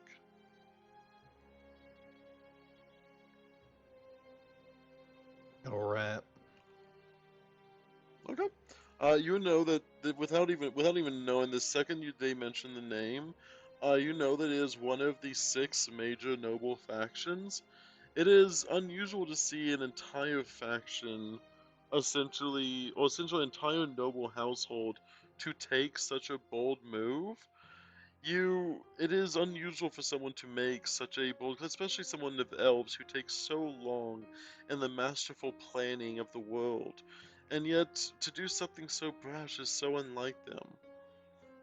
You see that you kind of hear him as he leans in a little bit closer as he says, "Not only that, but the one in particular, one of the mercenaries, seemed like they had a very insatiable hunger. I saw them chewing raw meat directly in my store.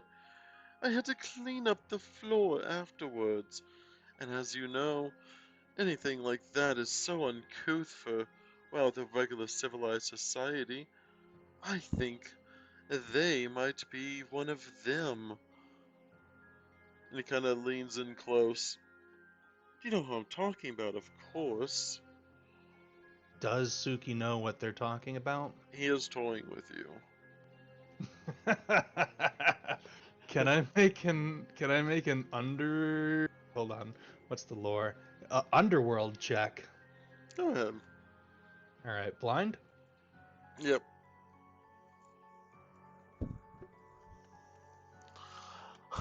You would know from what you kind of talking about the idea of hunger and then the raw meat. You want to you almost assume that it is ghouls at first, but then there seems to be something else. There seems to be a trend in the Elven City, though you don't go there very often. But you have heard rumors of certain elves being completely consumed by the need to eat raw flesh, and it's even traded off into other races and other species. Other species have also been adapting this almost raw meat diet. It is you almost see, and it almost whenever they start doing it over the course of it, you almost they've been said that their body seems to almost disform more regularly as they seem to be consuming this raw flesh. It is very unnerving. It's unnatural.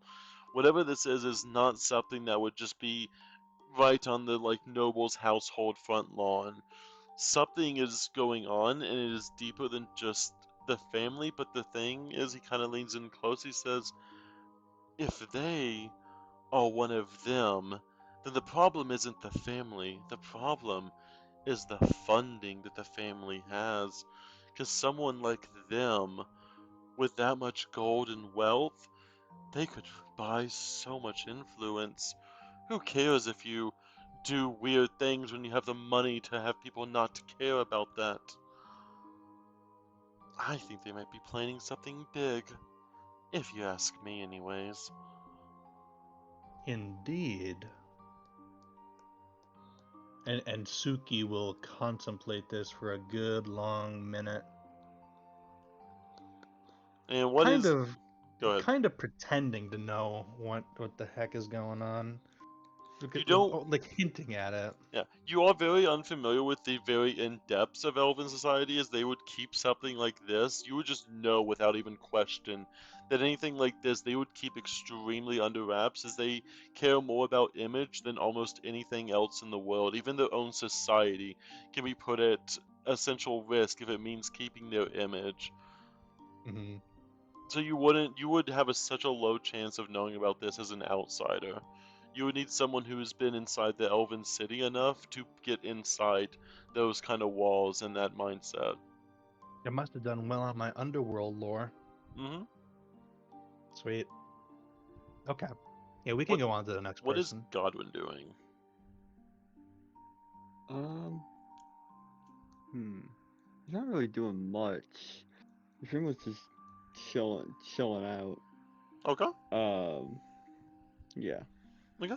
I would chilling out, say that waiting. which one of you, just for kicks, which one of you is buying the two horses? It was supposed to be Suki. Yeah, Suki took the money for it. Who's Better be buying it. They took the money. They didn't say they were.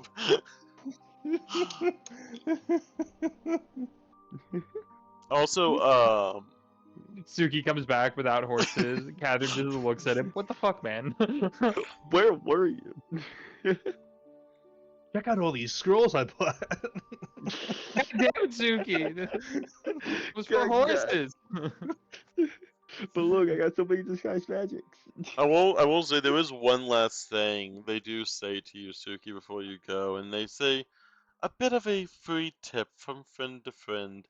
If there is something going on, I might recommend stopping by a new upstart magic shop in the outside of the Elven City.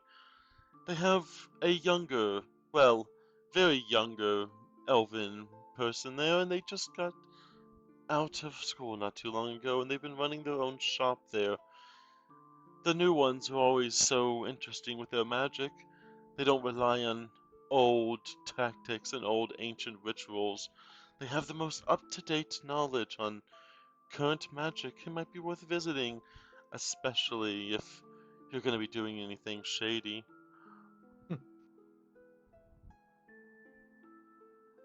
Thank you, friend. Stay safe. I'd like to And keep the business. and Suki will give a big smile and walk out.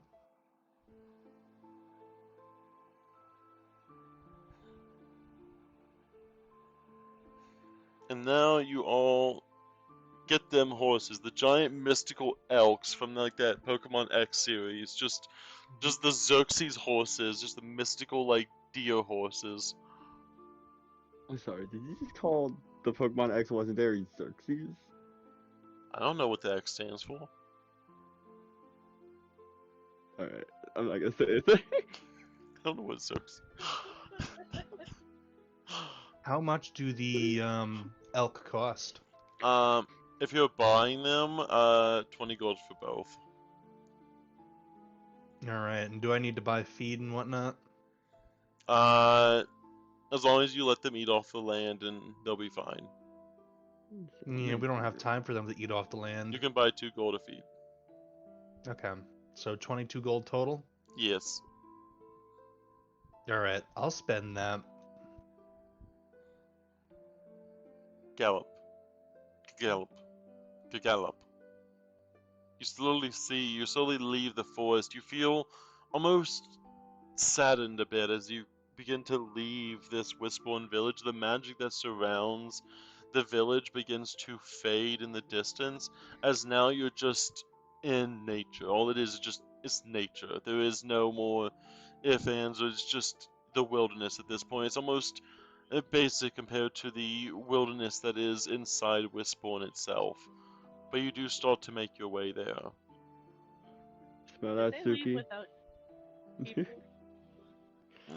I am. Hey, I we don't think we collect everyone? specified that Jin even came back to them yet. He I'm was like, on his I'm way. a- That doesn't mean he met them back. I am still hanging out in the alleyway until everybody is back.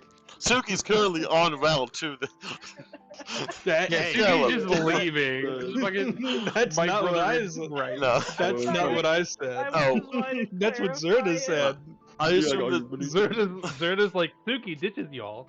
no, Suki would return back to you with the elk in tow. Cool. Around the same time, Jin would show up as well.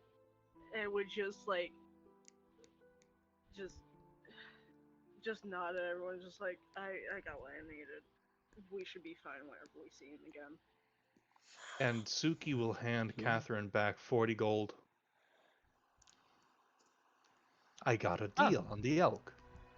Nice. Hmm. Wasn't expecting elk, but I'll take it. That's what they had in stock. They're like deer, but with antlers, horns. Joyous. The better. Jin, you were saying you wanted to head back in? Yeah, yes, please. Do you have like a free, like something I can like an ice box or something? There's a kitchen that's available. Okay. Go I'm gonna into have the to do- tower up to the second floor. Yeah, I'm gonna have to do some fun things with this. Cool. Cool. Also, Yeah. scrying got some information. They're holding Nilo in a cage with a weird star thing that's illuminating the entire place so he can't use shadows. Does he at least seem okay?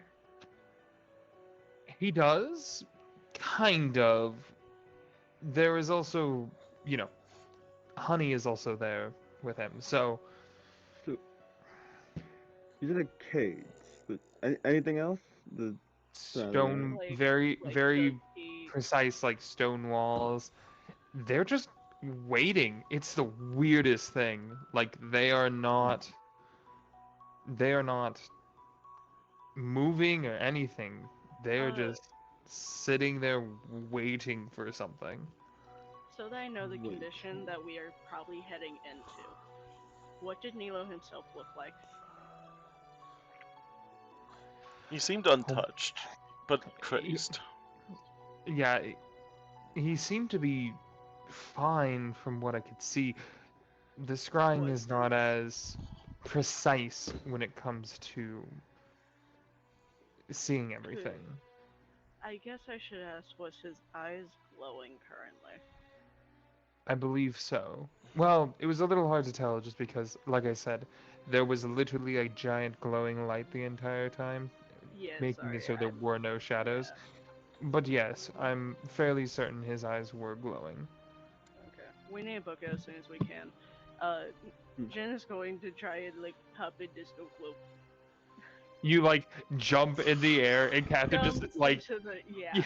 Catherine just kind of like puts a hand on you, puts a hand on Snow Globe to just put you in. Just fucking Jesus, why are you? You like hit the ground, you like fucking sprawl out in the town He square. tries to do the fox hop into snow and it didn't work. Yeah. Alright. Catherine just like the hell. Um, So who's taking our shifts? Cause I me can. and Suki have a little business. I'll ride. I'll ride. Um, is there Alright. anything else you want to share with the class that either of you found out? Hmm. In fact, Let's see. I did. I visited an old friend, and what he told me was interesting. He told me that the Anasion noble family were the ones who hired the mercenaries on the bridge. And since Hmm. we know that they're somehow connected to what's going on, Nations. That does make sense. Tears of Nation. One of the he's the heir to the head of the family. It's what makes him so tricky. you don't say. Interesting. Tricky. Tricky, yeah. In any case, Hmm. and Oh. Suki will look to Godwin. What's the deal with certain elves in their diet? What do you mean? Raw meat? Raw meat. Oh Do you yes. mean the vampires? I'm sorry, what? Do you guys not know about this? Vampires and elves live together in Grana. It's kind of a... They both kind of coexist, because they both live for really long lives. Yes, of course. You didn't know that, did you? Never mind my question then. My guess would be Well, that. it looks like that you answered this question. Cool. Oh yeah. Also factors into the traditional elven diet. Raw meats is generally preferred over cooked. It's a culture thing. Cool. Yeah. Well, I'll buck up. Who else wants to ride with me? I mean, we still gotta get out of town. Alright. We could put. I mean, if you want me to solo run it, I could solo run it and just put the other elk in the snow globe for the time being and just go. No, I think Jin should go. Jin is currently in the kitchen trying to make sort of. He's trying to make several different things, but mostly like Jello and like other things. Hopefully And, not you with make- hopefully not with the blood. Did you know that Yes. blood is a a substitute substitute for eggs for in the cake? For eggs. So Yeah. he's What if trying I to cake? make easier things to carry on hand than just having blood packs, and easier things to shove in Nilo's mouth. Gotcha. Bake a blood cake. Bake a blood cake. Blood. It's a I blood can- frisbee, if you I'll- will. You're making blood brownies. Also, Look, even though we'll it put the doesn't other- matter, I did want to specify it is also B negative blood. Just for a reason. Okay. Everybody in the orb. I'll run this one for a bit. If I get into any trouble, I've got the at this point I've set up the telecommunication with all of you and I can get somebody out quickly if needed. All right. Be careful. I don't know the scrying issue. I don't know who is known. Right. She kind of gestures at her hood. That's why I'm gonna wear this while I ride. All right. I'll see you in a while. Couple hours. Sounds good. So, Hopefully, probably a couple hours, and then shorts and we'll see shorts. who's ready for the next stuff. All right. Slurp, slurp. Gallop, gallop, gallop, gallop, gallop. Suki, did you mention the store? I should have. Do you want to say you mentioned the store? Yeah. Okay. I'm in the corner texting out loud. I'm just like, this bitch.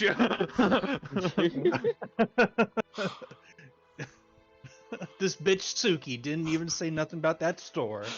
No, it's referring to Zerda. What do you mean? I'm putting things together. It's just an upstart, an upstart magic shop. Do they specialize in enchantment magic? Maybe one of two magics. Kind of tattoo-oriented enchantment magic? Possibly. I caught on to that really quickly. We shall go to Grana. Let us elk. Elk, Gallop. away! Away! As Catherine just fucking. It just And- auto paths. It just the elk is so used to it at this point. It just auto paths to Grana. And I will have the hood up, for at least a bit, Yeah. just to try to make herself at least through the city look just forgettable. You can I'll look. be doing So that. you get the item bonus to deception and stealth checks as That's long as the good. hood's up. They do not roll high. They try. You feel like there's some magic about yourself, but then the cloak quickly does a shimmer and it vanishes. And Suki's Was been I good. able to spell recognize it by chance? Your cloak does one thing, and it Fair did its enough. one thing. Fair enough. Fair enough. Yeah, and then we'll just follow to Grana. And I'm assuming Suki's holding up his end of the bargain. No. You're just sitting there with like a broken wand in one hand and just waiting. Oh, we're having words if that's how it's gonna be. I'm That was- joking. I'm joking. That was so fucking good. Pockets just. So fucking No. fast. Nope. Also, Pockets, I will remind you, you have access to the library. Godwin. So does No, Adam. wait, Godwin also has access I to the do, library. yeah. You fucked, yeah. So many people have access to your library, Catherine. Just put everyone. No, No. because I didn't let the people that betrayed Milo have access. Does Jen have And I access don't to the library? No, I don't think Jin does either. Jen, the Jen- most. Hey, Hey, that's the other pretty half. good. Holy shit. Jen is not a book reader. That is Vera's job and only Vera's job. Yeah. Out of the friend group. You're crafting at astonishing rates. My God, he's crafting. It's all of my money. Also, I will say during the ride, at some point, Catherine is going to try to message Adam mentally to just do a check-in. And just, hey, love, how are you doing? Fine, just And sleep, a little tired. I know. Um, we're almost to the Elven Kingdom. Um, maybe we'll be able to find some more about that lead that you were working on. I thought you would be more concerned about the king. My mind is in many places at the moment. Take it easy, princess. I did scry on the king earlier. Um, they seem to be waiting for something. Is there any events coming up soon that would signify anything? Would I know anything about any of that? Do you care? Are you a horoscope person? Do you follow the moons? Mm, I I feel like know you would read someone a who little bit would. into them, I'll but give not you. like take it. I'll There give might no. you. I'll give you a nature check. I'm like, there Oh, might be a sweet. calendar in Catherine's room if Actually trained anything. in nature. That's nice. Yeah, a nature check. Damn. Actually, no. Still It's 25. it's knowing Damn. about if the moon is in the sky at the moment. Not the highest check in the world. You can only imagine that if you just the only thing that you can really think of that would be universal to everyone would be a full moon coming up in just a few days. Specifically, it would be about at this point. It should be in about 3 nights at this point. I'm saying I don't know. Maybe it's I don't know. Well, whatever it is, that means that we don't really have that much of a timeline at the moment. So we probably want to get there as soon as possible. But because I was able to get a look around Wistborn, I now have a backup for us to get out of Grana, hopefully. Magic dependent. Nice. I'm You trying to play 20 steps ahead. It's difficult. you want some company out there? If you would like, I will not require it of you, but I know you already did writing earlier, so it's fine. I can't sleep anyways. It doesn't matter. It'd probably be best to get out. She'll kind of slow down to a trot and then let you grab the elk and join her. Yeah. Gallop, gallop, And they'll head out the rest of the way. gallop, gallop. These deer are extremely fast. Like they are so fast for these deer. They know exactly where they're going, and they have been specifically trained to make this journey. It is usually more of you'd imagine the elves, the one that are buying them in town to not have to do the effort of walking or running, if anything. It's below an elf to walk further than they have to. So you'd imagine that this specifically trained is probably one that has been ridden back and forth from Grana to Rispborn several times. Those not powerful enough to just teleport around would let the deer do all the work. Mm-hmm. Elk.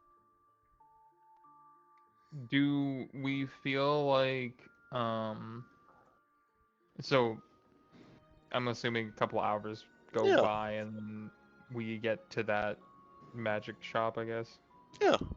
It's a little bit Given out. the It's a little king. bit out of the city. They don't. It's like you can tell that it's a little bit out of the city. It's one of those to try to get the traffic coming in and out before all of the major city. Because once you're in the city, there's so many Yeah. different shops. It's in the suburbs. Yeah, It's in the suburbs. it's in the suburbs. In the elven suburbs. Yeah, it's because it's like Elf if you suburbs. go to the main city, there's so many century-old crafters that to try to make your business there would basically be a death sentence. So Right. they slowly expand out and basically make their own claim and stake on the ground out there. Gotcha.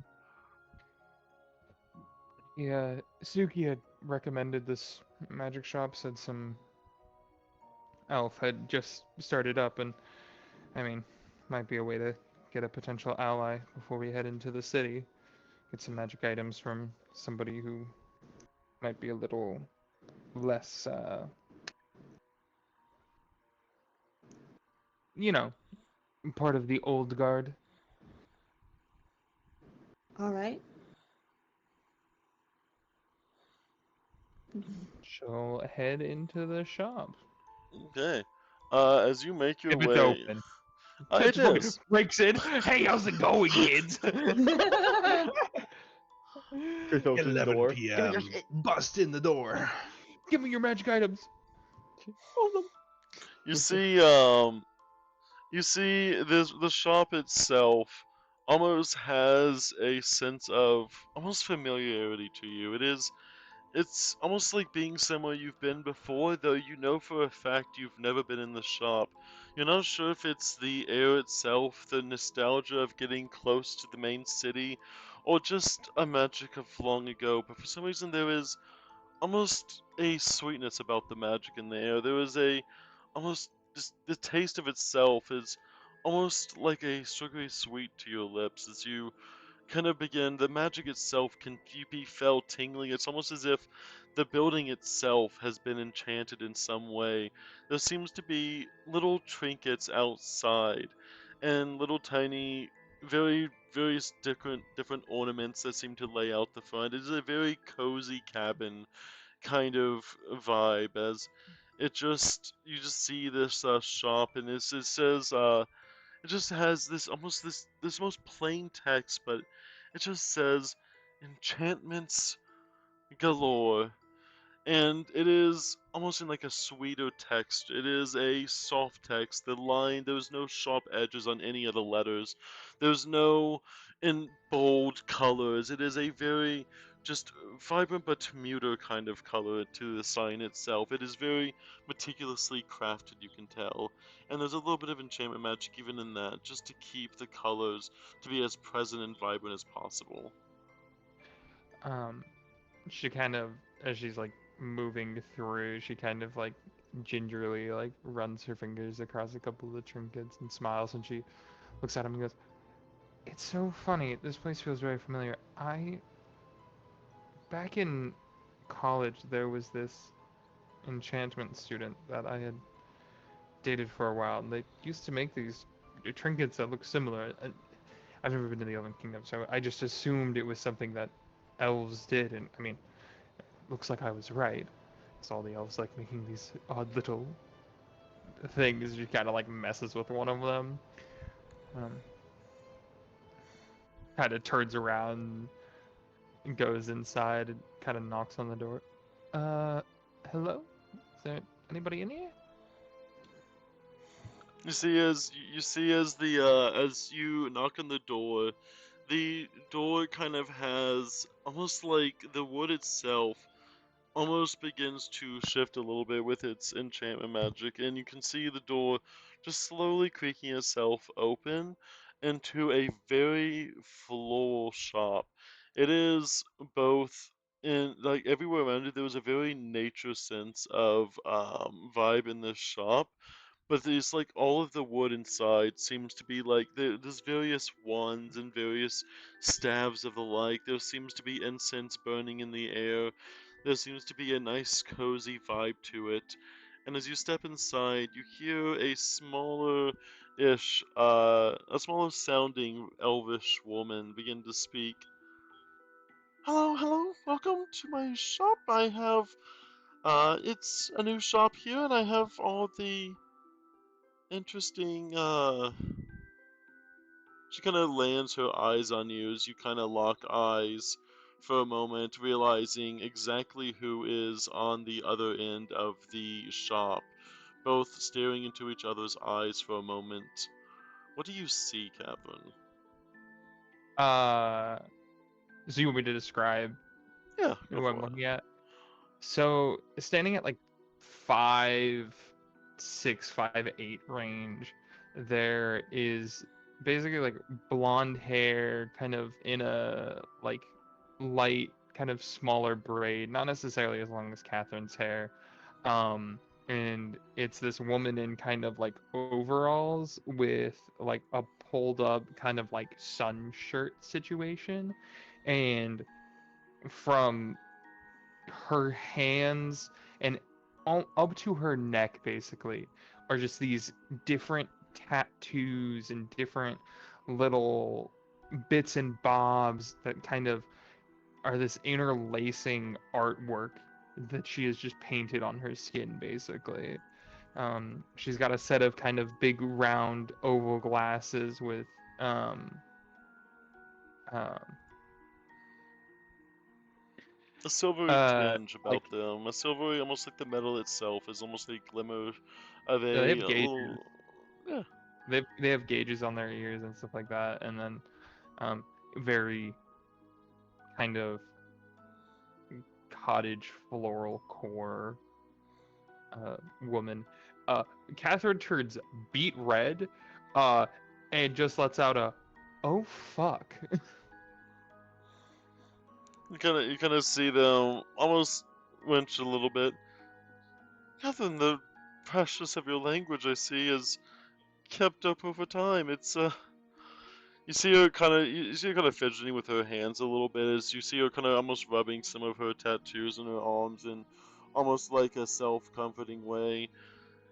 And it seems you've gone so strong. I'm not. I. I mean, your strength is. I can feel it from here. Your magic is. I should have recognized it the second the door opened. You've really came a long way since the college days, haven't you? Hi, Adam, Bridget. Adam comes up behind Catherine, notices the tension immediately, and just kind of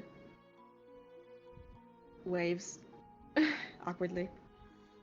This is my friend, Adam. Um, Hey,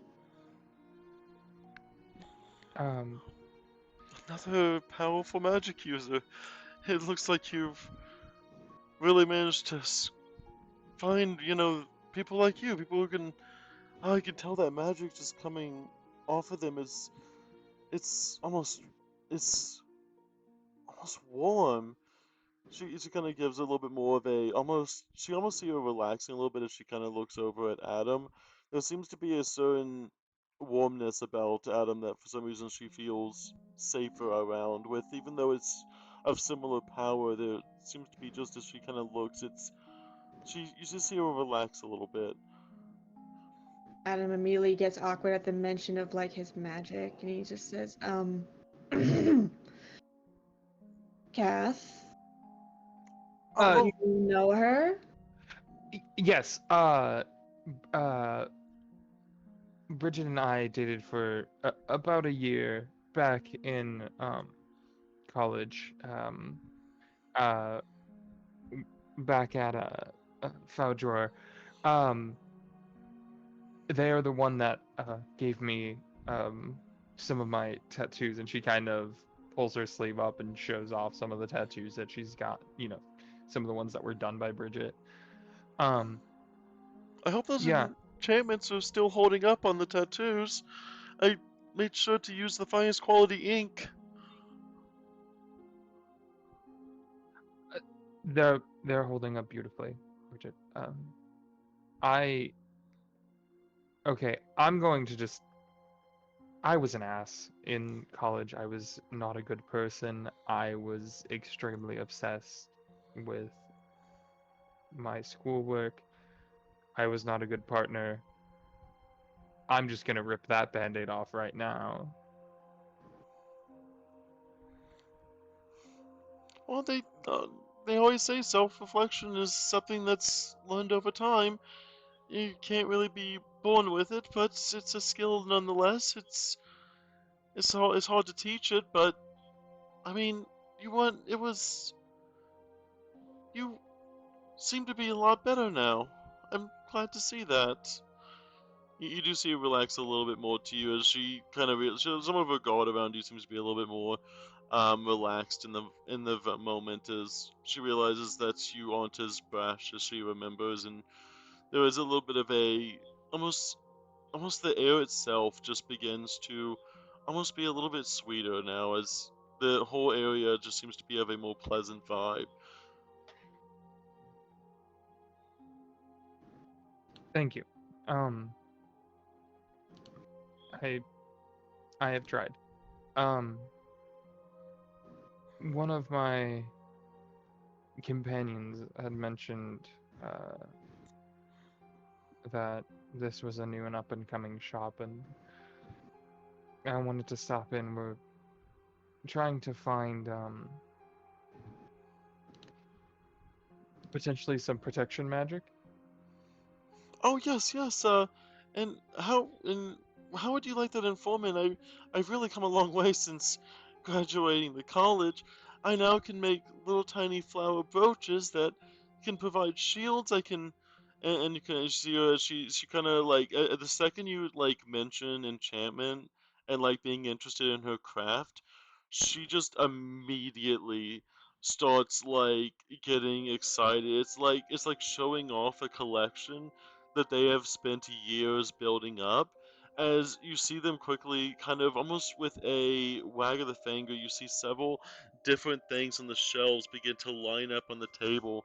You see what looks to be nothing more than just an innocent flower petal that you see, and then on next to it is a little wand, just a little twig, nothing more than what you can imagine a twig, but all of these mundane items seem, even though they look mundane from the outside, you can tell that there is an immense amount of magic built into these. You're not really too sure what each one does because they seem so innocent, but there is something about each one that just almost feels almost exciting in a way. You feel looking at each one of these items that she brings out, it is like watching a essentially like a craftsman just showing off their work.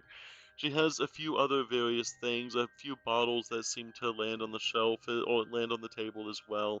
She arranges each thing in a almost perfectly fashioned pattern where you can tell almost every single thing on this table has been placed, and you see like a little indentation in the table where everything has been placed, as if it has been placed there 1,000 times over, showing off all of everything that they have done.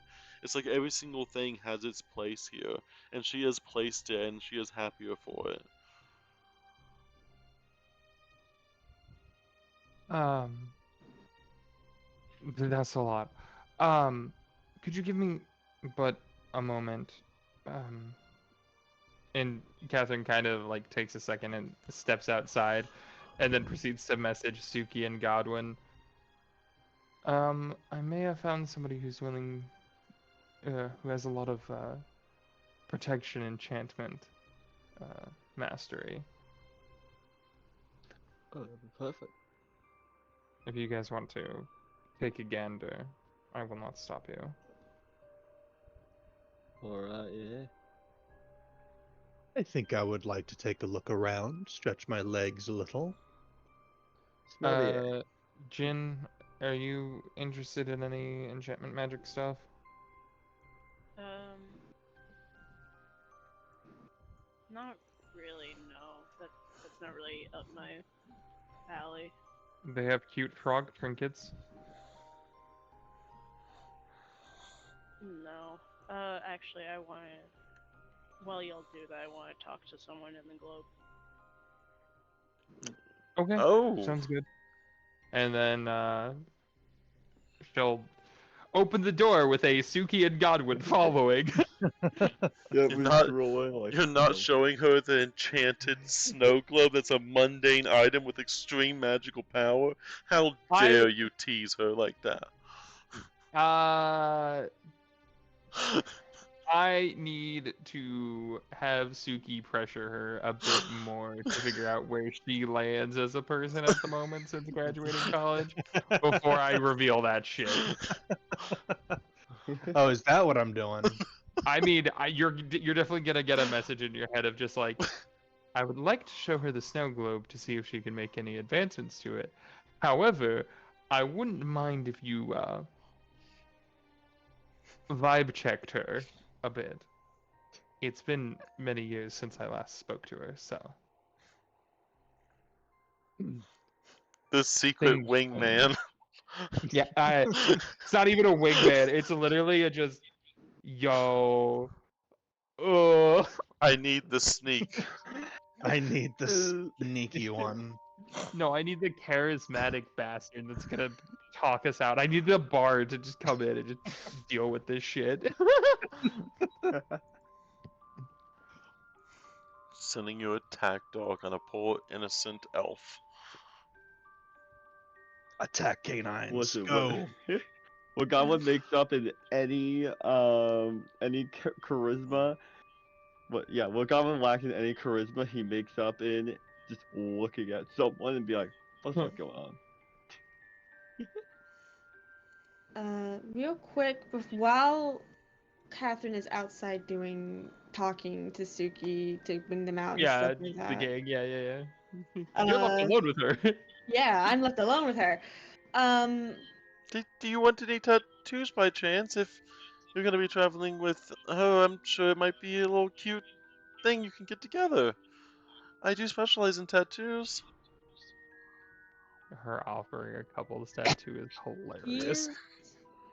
He's gonna pause for a moment, kind of take her in, and he's gonna give her a warm, genuine smile. And I want to use I forget the name that we thought up for it, Zerda. Yeah. It was Mind something. Yeah. So what do I need to roll again? Perception? Yeah.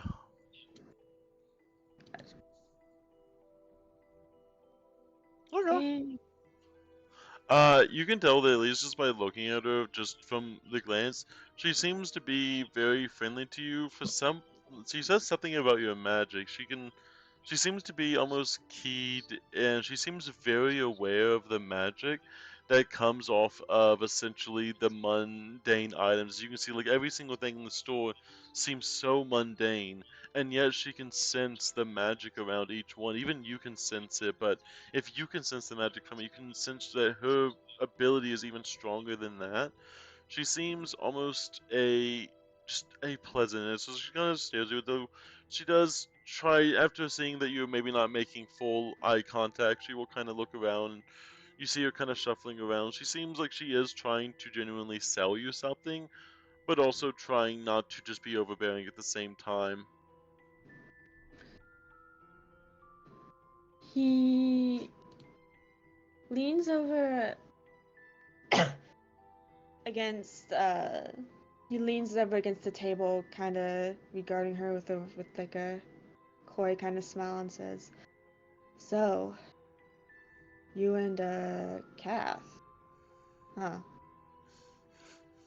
You kind of see her turn a little bit red as she begins to, you kind of see her almost like reflexively kind of rubbing the tattoos on her arms again, but this time almost in a more caressing manner, as she is almost doing it almost instinctively. You can tell it's some sort of fidget that she has clearly adopted over time, that every single time you kind of look at her, she kind of rubs that arm once again.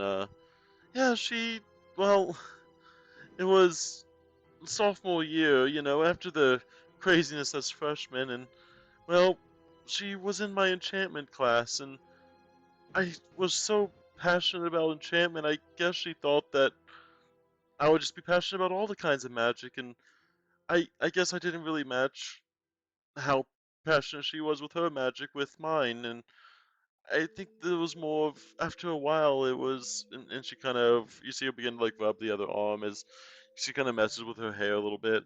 I really did enjoy the time that we had together. It's just, I couldn't match, there was a certain fire in her eyes. It's like she was trying to do something with such importance, and I was just trying to turn the petals into beautiful flowers, and I was trying to enchant the smallest of mundane things as you kind of see her picking up one of the wooden sticks. This one right here can stir any water, turning it into tea instantly. That's not really the magic that she was looking for. She seemed to be looking for something much darker, but she still was really passionate about it. I can't deny how, well, well, not forceful, but abrasive she was about trying to get what she's doing, and I think I just didn't live up to the amount of energy that she wanted to give in. I think someone like you has more than enough magic to keep up with a friend, foe, or anything in between. I think you have much more than the energy needed to keep up with her, but I think I might just stick with the sticks and flower petals of the world, you know? He's gonna give a smirk as he says, "You're passionate. That's kind of cute." You kind of see as she leans over red. You see kind of like that kind of instead of like that rubbing, and now it's just kind of like almost like a soft, almost like she's almost like petting her own arms of his senses. You kind of see her almost nervously kind of doing that. I, I do have, like I said, I'd love to show you. It's like I said, it's no explosive magic. That would be someone far different than me, but I have so many smaller things, and like, and she pulls out this petal right here is enough to create a shield around you if anything tries to attack. It's only good for about once a day, but it'll keep you in one of those. It'll keep if someone tries to surprise you. It's really great, and it also makes a really great decoration on any pin. It can be worn anywhere in any kind of setting. It's almost so mundane that no one looks at it, and that's the beauty is making such a small amount of item, or making such a small item contain such powerful magic was my whole work there. It's like subtle, but it's there if you see it, but if you aren't looking, it can go undetected. Hmm. It's like someone who may be really small, but if you overlook them, then you don't really see how powerful they really can be. The magic items, of course, you know?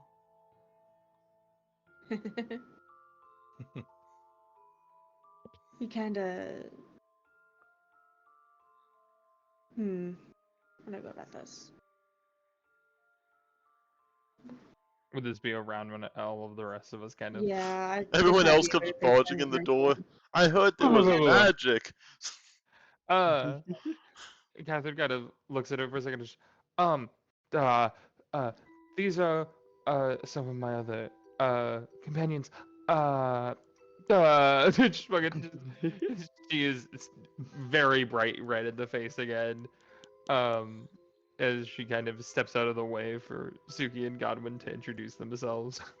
Real quick, Adam's going to turn to Bridget and say, "Could you give us a minute?"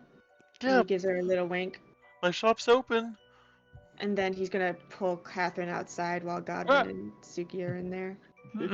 Yeah, before we entered, is this place like Catherine Godwin would ask you, is this place like above board or below board? It's Suburbs. not on the board. It's out of the board. It's off grid. It's not It's on the board. The board doesn't exist here, so. Based on what I understand, Suki would know better. Have fun! Oh, they come highly recommended. Do you want to do Suki and Godwin first, or you want to do Catherine? I want to see what Suki is doing. I'll give you Yeah. a second to breathe, Adam. What are you Thank you. doing, I'm looking up Suki? like Suki, would they accept like like government bonds in form of currency? I'm sorry, which government? You know the Elvish government. Would that be would that be payment here? Listen, I only got a recommendation from a friend. I don't know the whole story here. So why don't we just go inside and see I exactly what we're dealing I am. with? Oh, you. I thought you were inside at the moment, No. just standing at Actually, the this door. inside in front of them, being like, "Yo," in front of them, be like, "Yo, are they cool with cops being here?" Like, okay. Oh, right, I forgot you're a pig. Thank you. Sorry, forgot about Anyway. that. Forgot about it. I'm so used to the bacon smell, I guess. Yeah. Damn, owned. Thank Um, you. Anyways, what is You go Godwin and Tsuki come into the shop.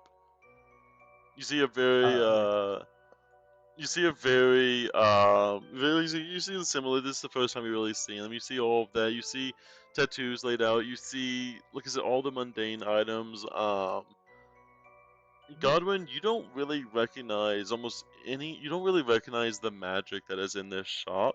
It seems like this is nothing more than just like a floral shop of just somebody's garden that decided it was too justifiable to essentially own its own shop. It is a garden that has gone turned into a shop for decorative purposes to you. Hey You yo, can I don't see. roll that nature or Oh yeah, arcana wait, you check? have nature. Oh, Actually, no, I forgot have you do nature have and nature. arcana. Yeah, no, give me a nature check then. Actually, I forgot that you have. I keep forgetting that you have Okay. nature I am because you're not a decent at spellcaster. No, give me that I'm nature decent check. at detecting magic still. Wait, are you? Okay, yeah, go ahead. Yeah. Okay, never mind. Okay, never Um, mind. it was supposed to be subtle. Nah. Hmm. You notice I got all good these eyes. mundane. You notice a lot of these mundane items. Though Suki does have a greater grasp of the magic in here, you can tell that even though it seems it, after a little bit of investigative, it takes a little bit. It takes a second look at any single item. Just looking at it originally, it looks like just like I said, a garden shop, but every single item just seems to be radiant. It's almost like a smell that comes off of each item, but a scentless odor that you can just feel coming off of it. It is essentially every item seems to be imbued with some sort of magic that keeps it exactly in the way it is. You're not too sure what they do, but you can tell they were made with a purpose. Everything in the shop was made with a purpose. Even the leaves on any given flower, the petals themselves are made with a purpose, though the purpose is beyond your understanding. Yeah. Magic comes in like waves, and Yeah, where most things are like high cresting, where you can sort of figure out what's going on, these are like subtle, like a subtle like yeah.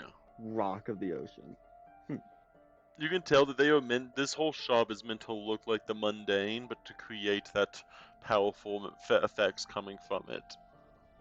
Hmm. Interesting. All right. So yeah, walk in and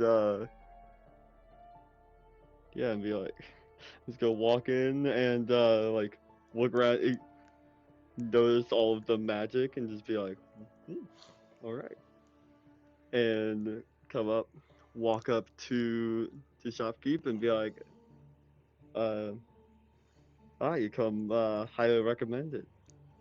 Uh, could I'll ask your specialty? You kind of see her. I and you kind of see her a little bit, almost shying away from you a little bit. I the papers are in order. I can, if you need to see my license, I'm more than happy to show it to you. I Oh, I've Oh, seen.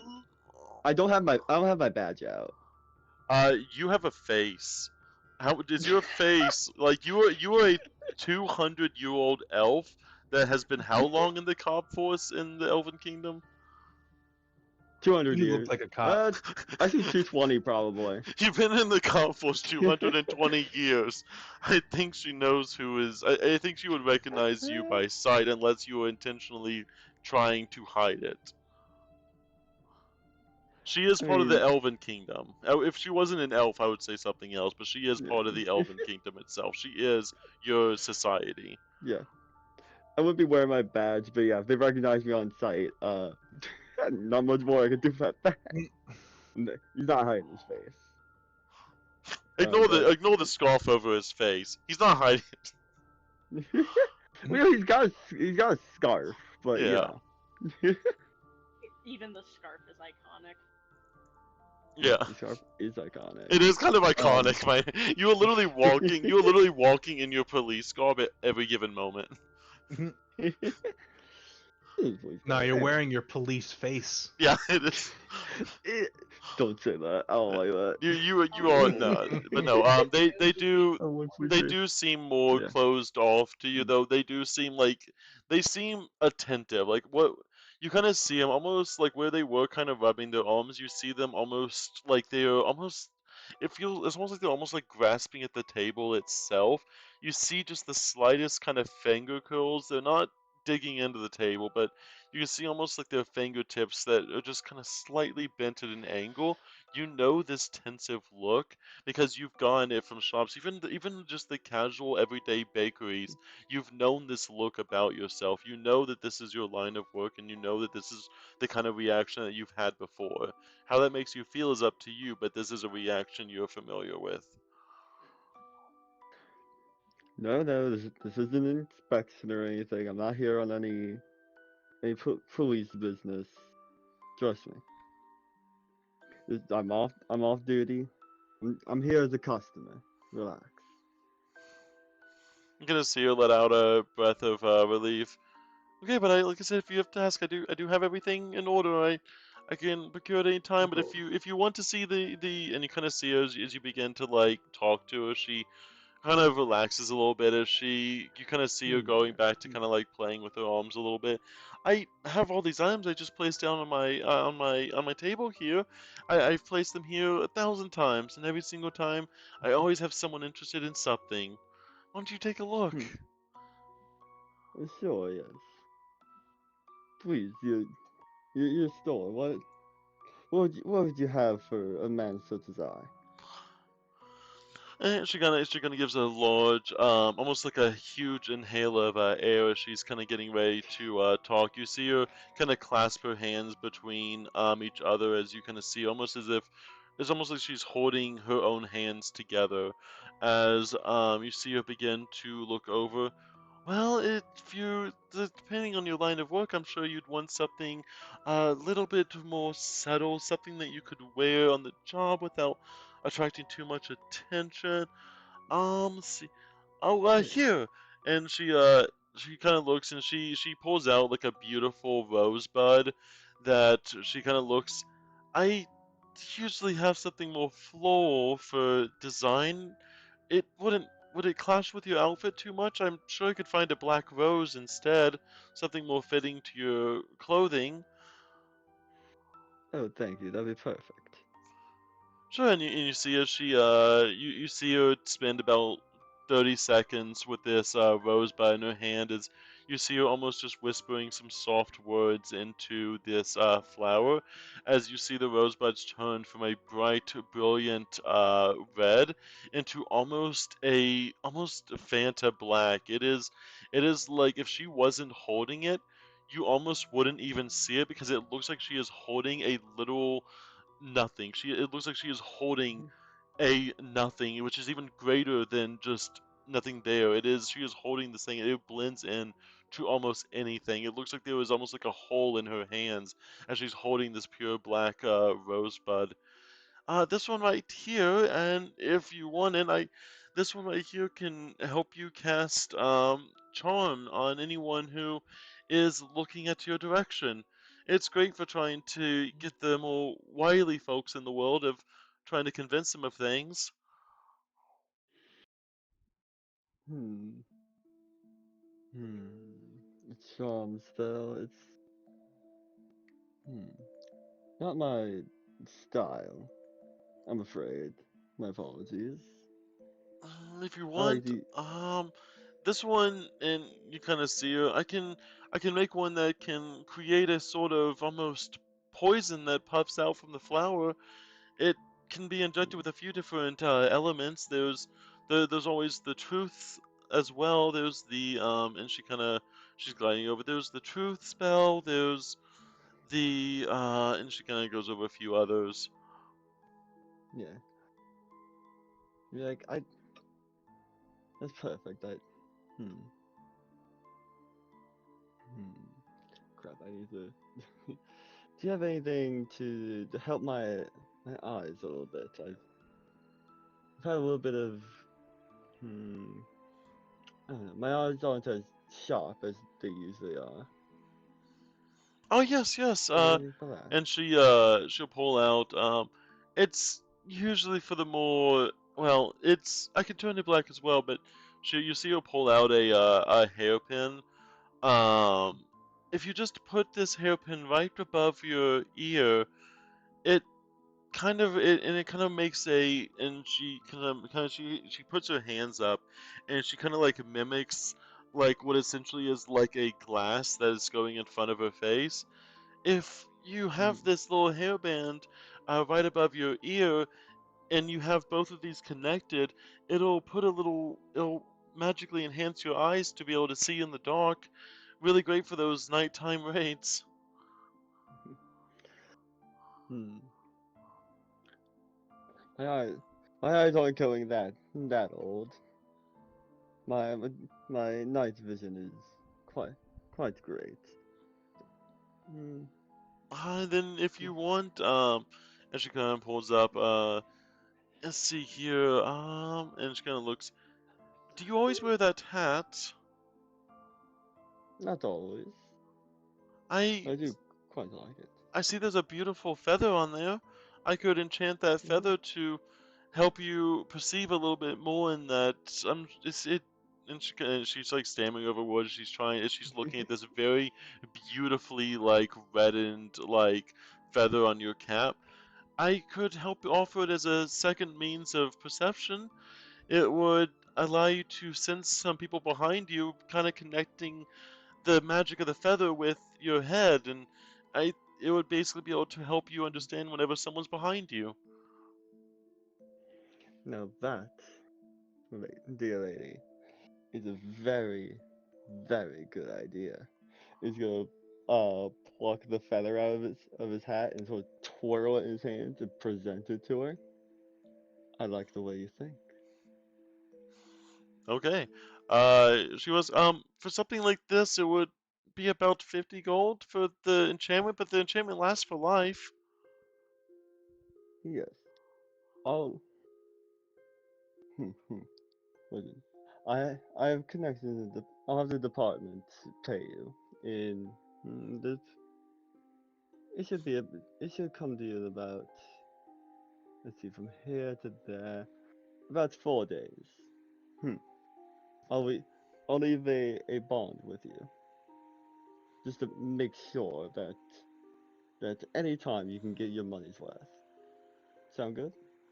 It sounds perfect. Like I said, elves of course have a long life. 4 days is nothing much at all. Hmm. And you see her grab that feather. Would you like the color of the feather to be the same? Yes, please. I find it accentuates the outfit. Kind of a little color up here after all. Perfect, and you'll see, and after she'll spend about a minute enchanting as Suki's browsing the shop. She'll spend about a minute as she's weaving. You can tell that she is becoming more and more focused, but also slightly more exhausted with the enchantment. As she begins to mutter, you see what looks to be these runes that seem to almost come out of her mouth as she speaks.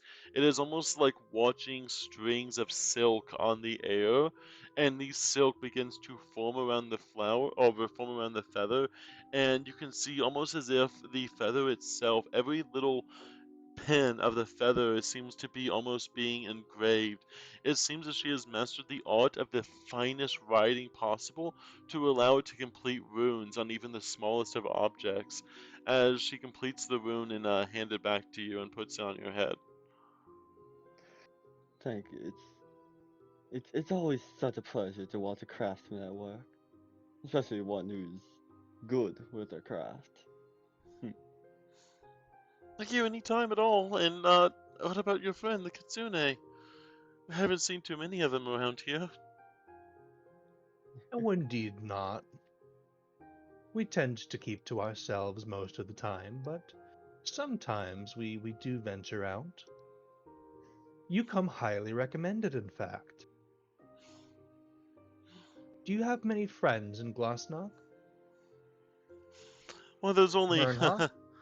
there's only one I've been, I don't see them very often, but being two long-lived races, of course, you can imagine that, not seeing each other for a few months is nothing but a drop in time. But there was another one from the school. He was a little bit more powerful, but he always had that fun creativity spirit about him. I don't get to see him very often, but he seems really nice. Always letting me try out different runes across his magic, and it's almost really beautiful when you see two magics that seem to blend together. It's kind of like how you know it's right, you know? Of course. What kind of wares do you have? And she'll repeat the similar of the lines. You see Mm-hmm. the more mundane items she says as she kind of goes through some of her stock, and she says, and this one, and then she shows you the tea wand. This one right here, and she kind of pulls out a different one. This one instead, it seems to be like a pine cone shape. This one actually was an experiment from that fox I was telling you about, that kitsune.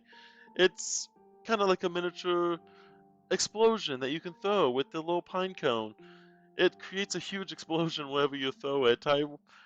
When he dared me to try something a little bit more, well, they dared me to try something a little bit more risky with it, and I experimented with this pine cone. And you kind of see it. She has a small collection of highly explosive pine cones. And Sugi just kind of smiles a bit. What's Godwin doing at this moment? Hat. Uh, hat. Hat. Yeah, no. Like you kind of pulled aside to like a little mirror and you're checking yourself out with the magic Yeah. feather in your hat. He's like browsing some of the other like enchanted like plants and such. Just sort of admiring the handiwork. So Suki will kind of lean in. What'd you say the storekeeper's name was? Bridget. Bridget. And Suki will kind of lean in towards Bridget and say, "Do you have a back room?"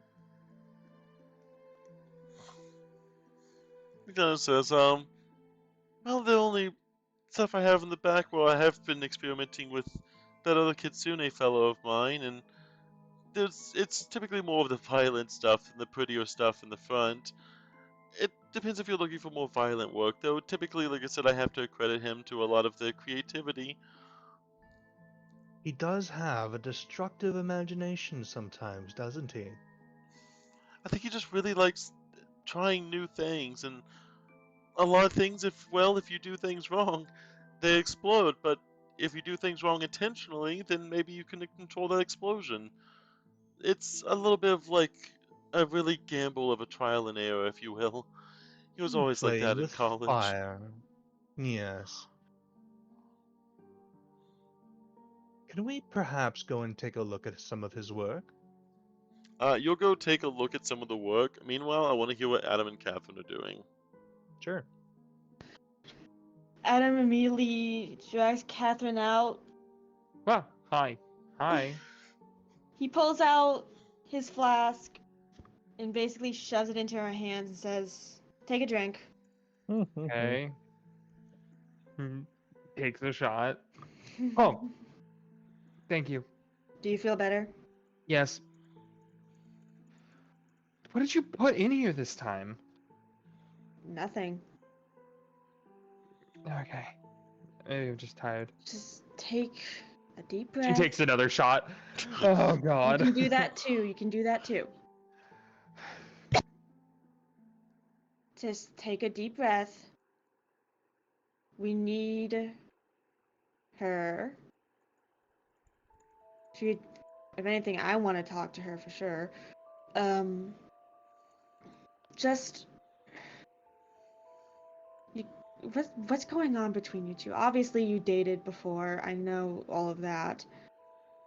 You still have feelings for her? No. I uh, when when we ended it, I had become obsessive at that point, trying to literally do anything to bring Kane back. Do anything in my power at that point. He watched me unravel into the worst person that I have ever been in my life. Into this version of myself that had no sleep, extremely caffeinated all the time, and couldn't think about anything else but bringing him back. That's not me anymore. I've figured my shit out. To an extent. The situations might be significantly worse now for me, but point stands. I agree. I think that we would extremely benefit from her. She was powerful back in college, and she's had even more time to perfect her craft. I mean, you see the enchantments she's got going on here. I just don't know how she feels about everything, and I don't know how I feel about anything, and at this point, I'm just gonna stay outside. Are you I just, sure? it's, I need a second, to say the least. I just, I wanted to take a look at the snow globe at some point too, because I feel like she would be able to potentially put an enchantment for like anti-scrying on the snowball. Do you know how nice that would be? We wouldn't have to worry about anybody scrying on us if we're inside. Yeah, that would be nice. That would be very nice. But that's the thing. I don't. She's a person. She has feelings and emotions. I don't want to just degrade her down to, hey, you're my ex and tattoo artist that I dated back in college. Can you help me with these things? I'm gonna be honest. Yeah, you can do that. You could absolutely just do that. I do not get any sense that she has any sort of malice towards you, personally. Um, she's clearly very powerful in her own right, and I have something I'd like to ask of her myself. Um, yeah. Oh, we should ask her to figure out a way to um, muddle with our magic. Hmm? She said that she could tell that I had grown in power and that I was a very powerful mage just from walking into her shop. I wonder if there is a way to muddle that a bit more to hide how powerful at least I am. You as well. Unless you're okay with kind of having your No, aura everywhere. I'd prefer to hide my scent, if you will. We should probably figure out how she does that. Look, just go back inside and just talk to her, customer to service. Don't have to get personal with it. Yep. Yep. Yep. You're right. No, you're right. You're right. Are you ready? No, but I'm not giving myself an option. All right. And he's just going to instinctively take her hand and lead her back inside. She follows. As you're coming back inside, you see Suki and the shopkeeper um, slip behind a beautifully set of almost this like it's not a door. It is like a weeping willow has been like decided to drape itself over this door entrance, and it's like little tiny it's like little tiny like weeping willow vines that seem to be covering this door from top to bottom, and she kind of pulls it aside as you see them go towards the back room. Well, shit. Hmm.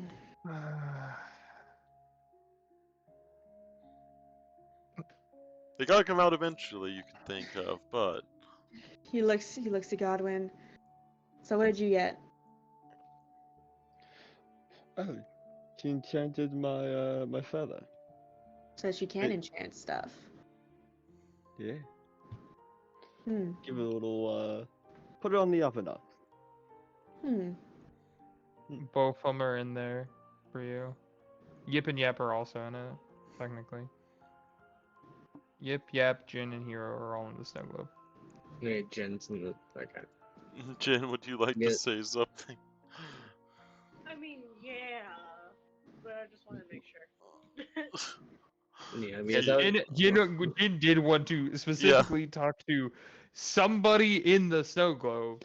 yeah, I would say Yip Yap would be actually going out of the isn't it like a collection of different, I don't know what the building that they're in, because it's not just one, like a small house. They're Yeah, between it's each you, It's you a house. it's you're a you're it's a in central the house. It's a yeah. You know, they'd be coming out of There's it a at this couple of point. like side rooms and stuff like that, and different like there's like some storage and stuff like that that like holds like a couple of like cleaning supplies and other things like that that are just like mundane objects. Yeah, they'd be coming out by now. I'm so proud of them. Sorry.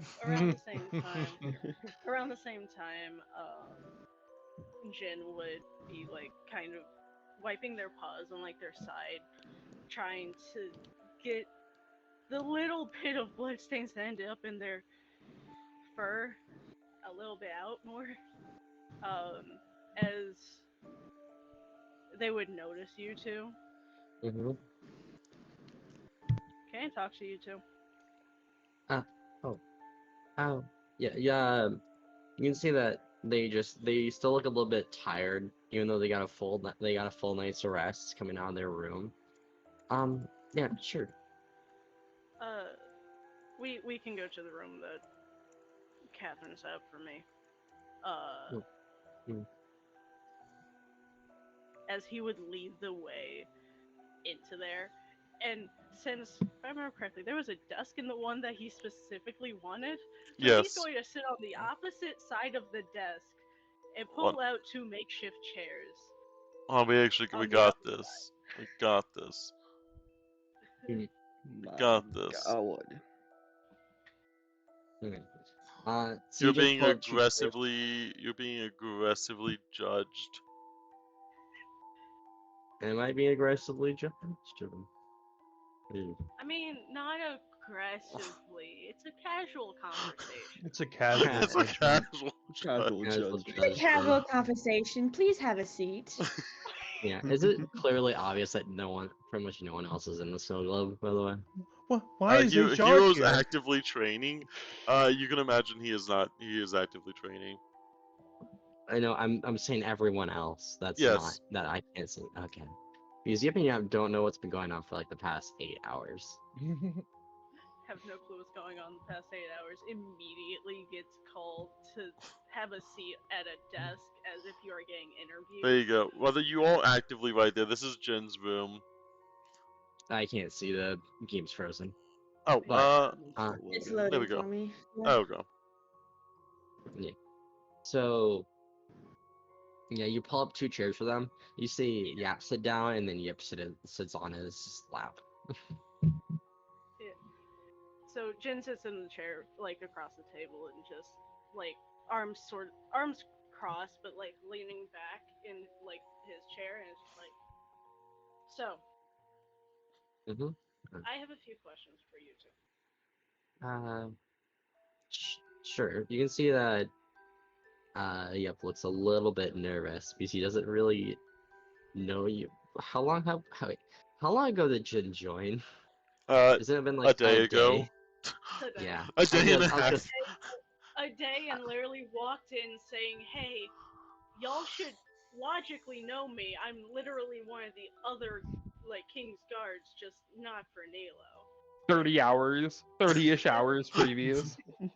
You also just arrived to this entire world like a week and a half ago. I know, they don't know who they are. Yeah. So Nah. yeah, he's not even like it'd be different if he like locked the door behind you. He's not. You can literally walk away if you choose to. He's not Stands going up, walks No, no. it. Don't joke, don't joke. I guess you can't. But, Ha! I don't. Ha! Roleplay over. No, okay, but continue. no. I leave. I have I a few leave. questions for you, Mhm. too. One, Uh, yes. yes isn't a question though. You sound like you were about to speak. I was making sure that you could. No, it's clear my throat. Okay. First So- question. Yes. yes. No. Mhm. So, I have what? Because I was watching the tournament like everyone else.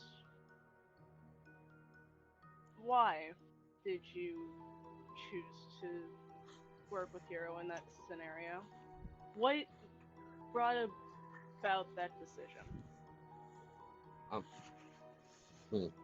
Well, uh, you have to have a good idea. Well, if we help him get king, he can give us access to the person that has um, the astral sword that Hero had, and possibly the person that made the sword as well. Hmm. Hmm. What was your plan if, besides the astral sword, what was your plan whenever Hero did become like king? I mean, the only thing we wanted was the sword. It was we would redo the fight with Nilo, just loot, just not even try and give back the king. I mean, it doesn't really sound that complicated. With how, as far as we understand, it's just whoever beats the other one just gets the title, right? For the most part, yeah. How it's ran Mhm. for several decades. Yeah, so it was fight with hero, get sword, information on the astral plane, redo the fight, lose, Nilo has their kingdom back. There wasn't any maliciousness against Nilo. They've been absolutely wonderful to us.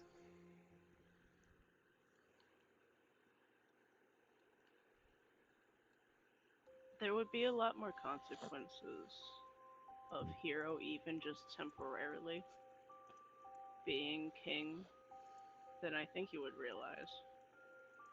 Mm. Well, Specifically towards Nalo and his whole family, and also just the kingdom in general.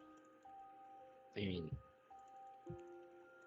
I mean, at least from what I understood that it would just be effectively they would only rule it for such a short amount of time. It wouldn't really matter. I mean, from where I'm from, the government changed effectively each and other week, though it all ran the same in the end. Well, that's the thing. Okay. I don't entirely know your situation because Nalo didn't really tell me, Oh, and I didn't have to deal with, so you know. oh, um, quick and easy. I come technically, you can see he's like pondering on thought, and he looks a little bit confused on what he's thinking about. Um, I come from a similar. I think Yap explained this to me. It's a similar dimension to this one, but slightly different. In my world, Nilo's family wasn't running. It was a collective, I guess, group of adventurers running this. It's a little hard to explain, but I've only been here for about a week and a half. Okay. So, let's say you're correct and there was no ill intentions. Mhm. Why would you even just chance? Okay, the person who let you in, Mhm. you, after a week, bit the hand that fed you, And there was a chance that even if you fought with Nilo and tried to get everything back, who's to say you wouldn't lose? Lose the fight? Yes. Because in your logic, you already fought with Hero to try and beat Nalo to get all of that going. Who's to say if you helped Nilo try and fight him that he wouldn't win? Well, well, I mean, it was to help him fight. I thought I would earn his, Yap said it was a good idea to earn his, um, good graces if I just joined him for the fight. You can see that Yap is just staring at you. Not staring you Judging. down in a. He's giving you a judging look. He's not like staring you down menacing, but he's giving you a judging look as he holds on to Yap. I mean, Jin would be giving a similar look, but it's not judgment. It's a mix of confusion and disappointment Mhm. of just trying to figure out the thought process, and they're not getting it.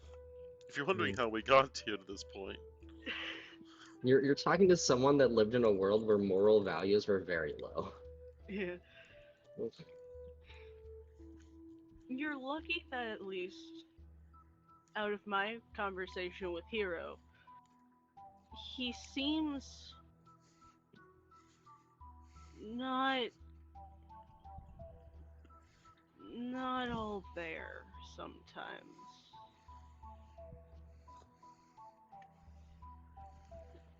So honestly, I don't even know how that ruling would even work anyways. But you can take your risk. You can do things like that, but don't try and make those risky decisions without the person who those risky decisions are involved with. Because trust me, I'm sure, because I Nilo mean, being Nilo would have there wasn't. agreed. I mean, there wasn't really much time to really talk about Mila with it. It was more of a decision in the time of the moment. But I guess I guess what I'm asking is, did you think about how this would affect Nilo at all? I think Mila would be understanding at the end of it. He'd be understanding by default. I've known him for most of my life. He's understanding by default. That doesn't mean that he doesn't get hurt.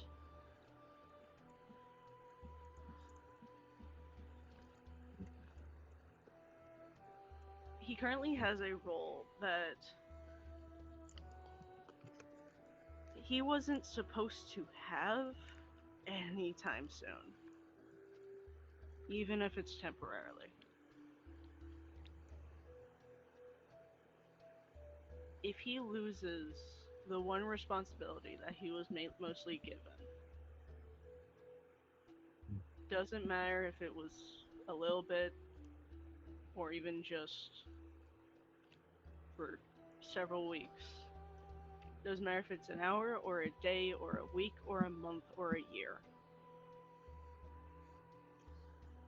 His parents trust in him to even have a chance of ruling anything or having responsibility for anything in this kingdom will mostly be lost, and he has to regain that. He just recently gained most of that.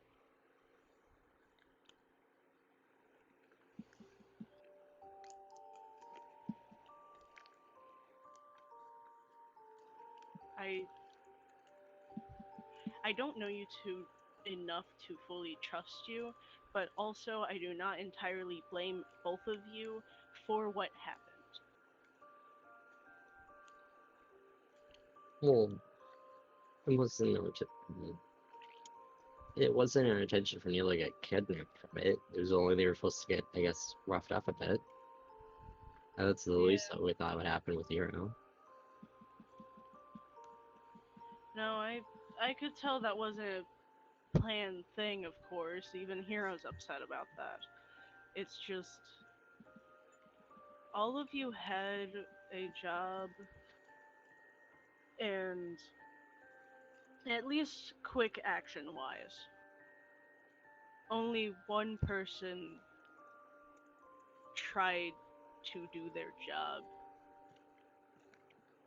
even if it was against Nilo's honor a little bit.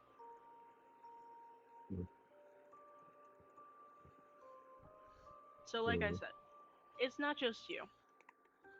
Honestly, at this point, there's only two people in your party that I trust more than all of you, or in your entire group, which would be Catherine and Godwin, because I trained Godwin personally. But please, also for Nilo's sake, try and. It's like you can take all the risk you want. You be you. Be your own person, but please think about the people that one you were hired. Yes, you were taken in, but you were hired to take care of Nilo and make sure nothing happens to him. Same with everyone else in your guard.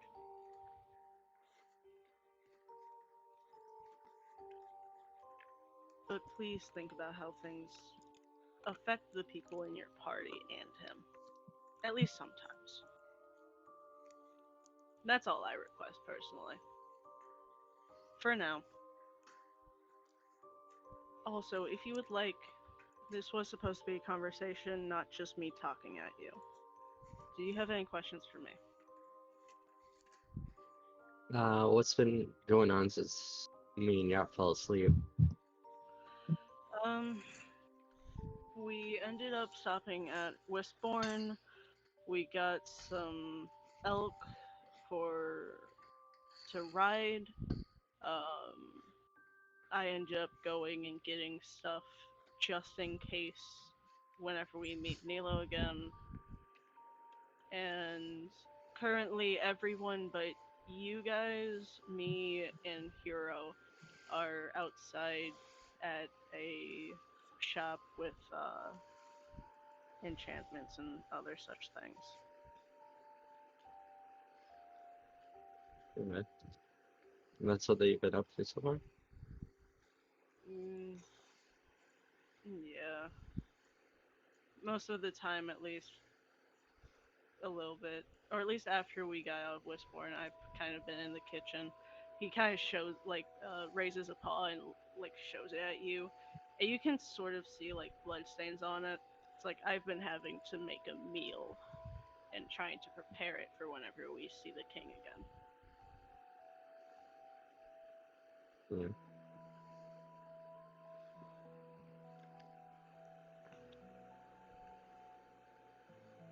I'm going to take this as a dumb mistake, though. But do be careful. Mm. Mm. Mm. I'm trying to describe it. Hmm. You see, I don't know how the best way to describe it. Yip would give the expression that he feels very awkward with the current situation he is in, I would say. Here, how about this? Hmm. I realized that this is also one of our first conversations, and it was me talking at you. Are you hungry? Do you want food? I can probably find and make something. Oh, yeah. Yeah, me and Yip can go for something to eat. Okay. I do apologize.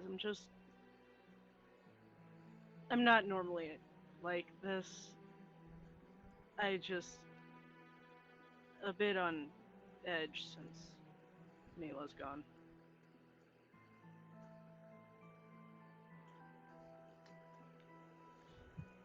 But let's get you two some food. You two got some good rest. Let's make you two some breakfast. Yeah, let's go get some food while we wait for others to get back. We can do that. Honestly, I'm probably going to write down notes and stuff because I need to write down records of things and such, as that is also one of my personal jobs. So, if you would like, I can tell them that if there's stuff in there that you would like, because I think they were talking about enchantments and like magic stuff. That seems up your alley, I think. Did they say anything about like astral magic or something like that? Are you gonna ask? I can see, but I kind of doubt it. Jin would try and contact probably Catherine, and just be like, do they have anything astral based or anything up that alley, or do you know? One moment. This is right when she's taking the second swig.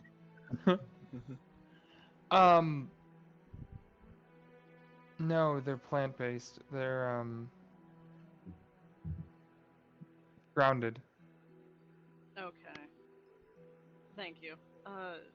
Yep and Yep were asking, and I wasn't 100% sure.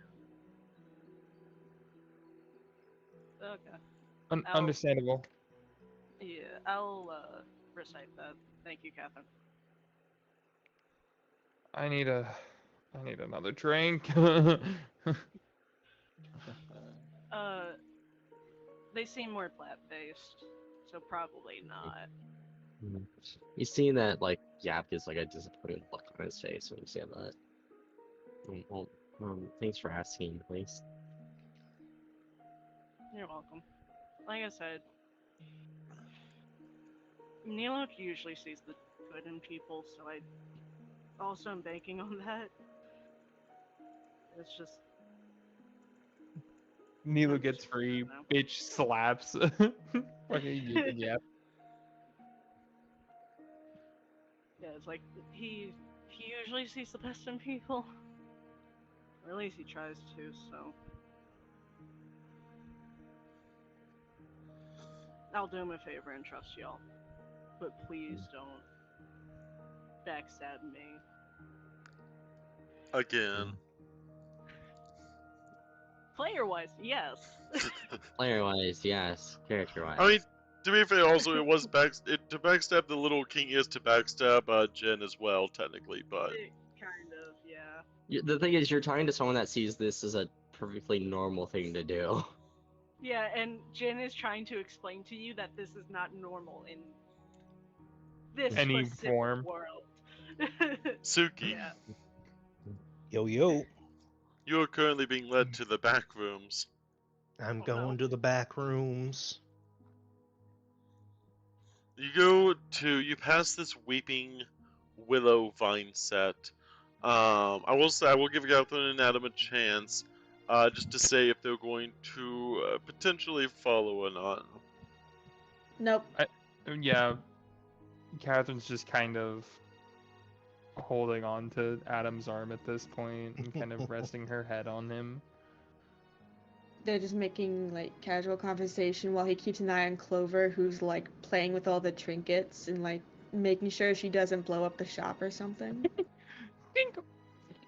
Oh shit! Clover, no! I wonder how magically sensitive Clover is. How do you think?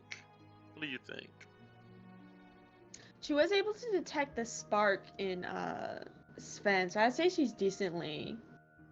She's pretty Yeah. magically inclined, being a magic herself. I'd agree with that assessment. She got something funky going on. Yeah, let's circle back to that. I might be able to find something for that. Anyways, you see, Suki, you and Bridget go to the back rooms. As you like said, you go through this very, very beautifully, almost like this weeping willow set of vines. As you kind of go through and pass into the back rooms of the shop, you can tell it's a little bit less organized here, or at least at first glance. It seems that a lot of the same items do seem to repeat itself, though the actual patterns of magic on each item seem just a little bit different, almost as if someone's been training on these items as you kind of taking that more careful eye.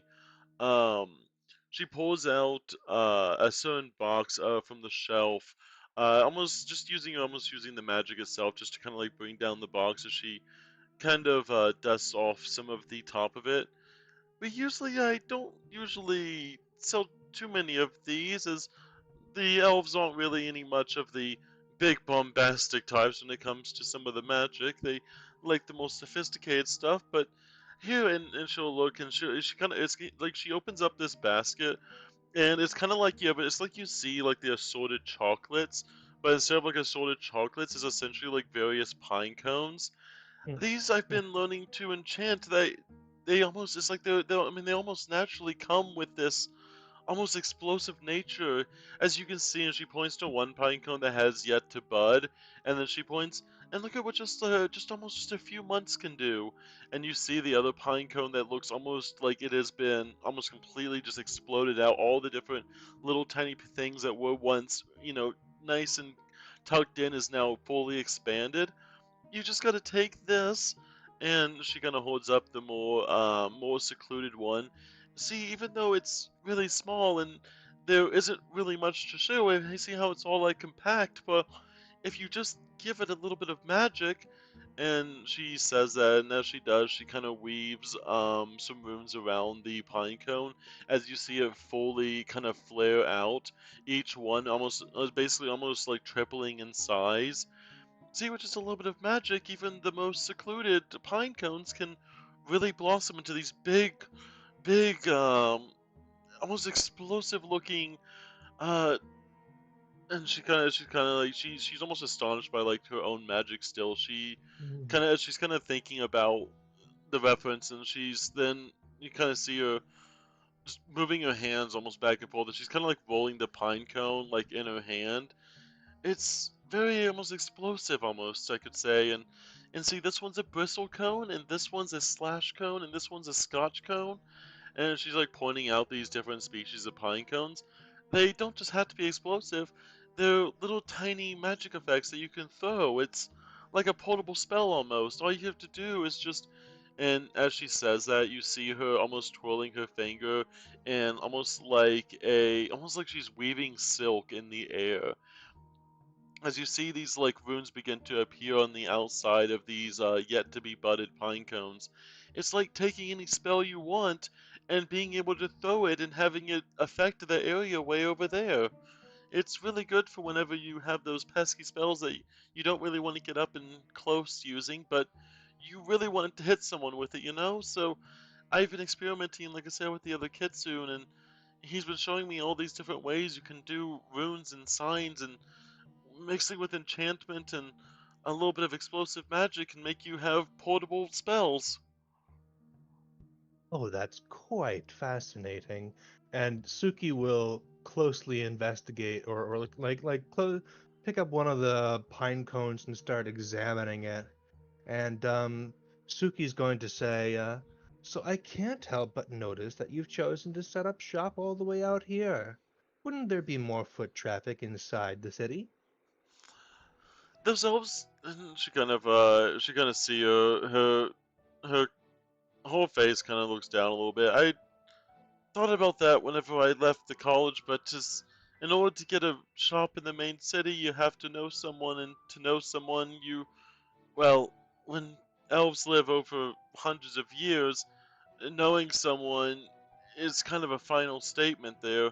They don't really forget very easily, so whenever I tried thinking about setting up shop there, I didn't really know anyone, and they just saw more of a, well, fresh out of college, timid girl, and they didn't really see the full blossom that I can do. So I wanted to make the shop out here so maybe some of the other people won't be intimidated by the Elven Kingdom, and maybe I can get some traffic from the other people before they go to the Elven Kingdom.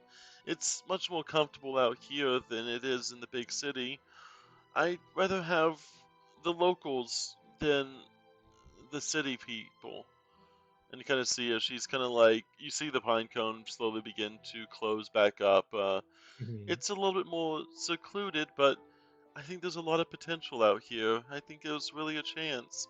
And maybe one day I'll get to know people too. And with enough people I know, then maybe they'll come out here and then we can all open up our shells together. All, you know, like the pine cones. I see, I see. And these are quite fascinating, really. The ability to throw a spell anywhere that you want. And Suki will pick up another pine cone and start examining that. Yeah, and even and if you and just like any kind of nature, not all things have to happen at once. With enough timing, you can even have these go off without you even being around it. It's like budding, but you get to choose when it buds, and it can make the spell effect happen even on a timer, if you will.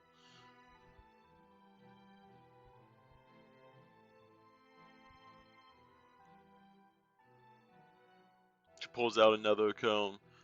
Like, for example, on this one, it's if you set it and all you have to do is just weave a little bit of magic to have the magic finish unraveling at, let's say, 3 hours from now, and she sets it down. Then at the end of the 3 hour mark, she kind of pulls almost like an invisible silken thread in the air. She pulls, and you see just a large amount of the pine cone just begins to bloom, and little tiny fireworks almost come out of the, like little tiny magic sparkles come out of the top of the pine cone. See, and after just 3 hours, boom, the spell activates right when you need it to, and you don't even have to be there to activate it. That could prove useful. Now, Bridget, I need to entrust an important piece of information with you.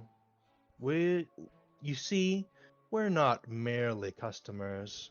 We're actually here with a mission, but one that has to be kept discreet. Are you the sort of person that I can trust? You kind of see her, you kind of see her. Oh god, there's so many people that just joined. Of course, well, I mean, you can trust me, but there isn't really anybody that really listens to me in town very much. So, I can't really say anything that they'd listen to anyways.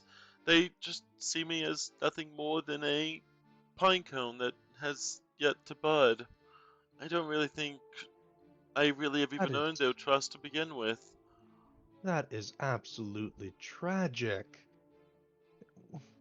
It is a crime how underappreciated you are. You see, we're here to find a missing person. And that's what we have Godwin with us for. But this has to be kept to a certain amount of discretion. It's not state business, if you understand what I mean. I mean, to be fair, the state didn't really even help me much. Most of the shop was my own doing. Just if this is some kind of good guy, bad guy routine with that cop out there, I promise everything's in order here. Ew, ignore him. Honestly, just ignore him. I do it all the time, and it turns out fine. But what I'm saying is, we really need your help. What can If I do to help? you see, my my associate, I use the term ever so lightly, is under the impression that we're going to be scryed upon. And we can't have that happening. We need to be in this city on the down low. So, is there any way that you could help us move into this city without being seen? I mean, just and she kind of see her rubbing her arms again. I mean, the best way that no one really notices I exist. I mean, have you ever thought of maybe being able to maybe suppress your magic, or being able to keep it mundane, like this pine cone here?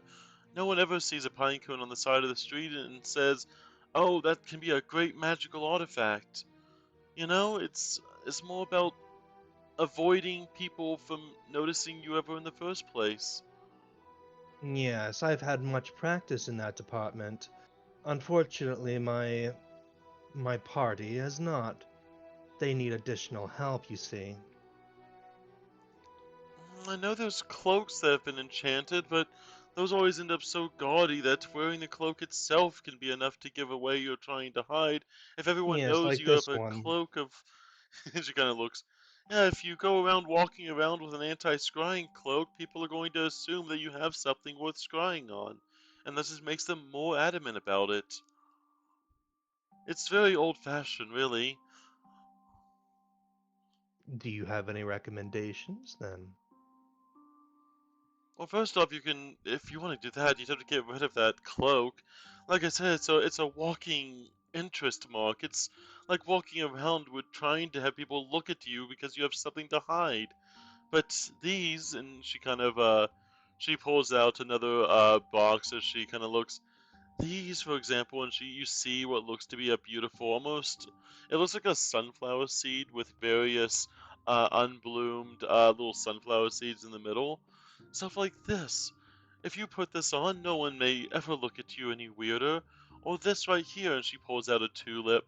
Have this on your body, and people just think you might be going to a ball, not trying to escape scrying from some powerful mage. You have to enchant things that are mundane, so people never even notice that you're there.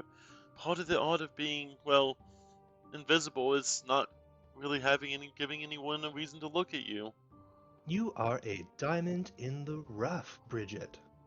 You see her blush a little bit. What's your price? Well, and she kind of looks.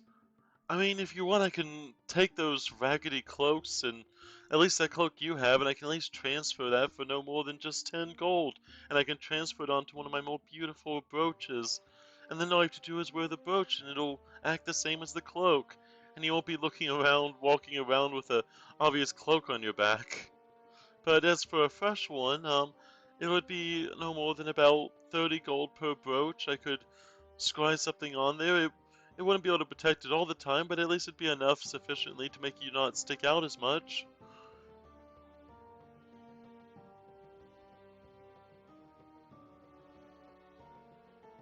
I'll take you up on the cloak, and Suki will actually take off their cloak. And I knew we came to the right place. You see her take the cloak, and she'll, what do you like? What kind of flower do you like? I have tulips and roses. I have sunflowers. Lilac. You kind of see her smile a little bit. Oh yes, lilac. They make such lovely brooches. It's like this little tiniest of purple, and it's just there. It accents almost anything, really. Yes, let me go out front real fast to grab the lilac hanging above the counter shop. You see as she goes outside real fast. Catherine and Adam, you would notice that she comes outside almost completely absent-minded of anything else. She grabs one of the hanging lilacs above the shop's counter and quickly returns back to the behind the weeping willows.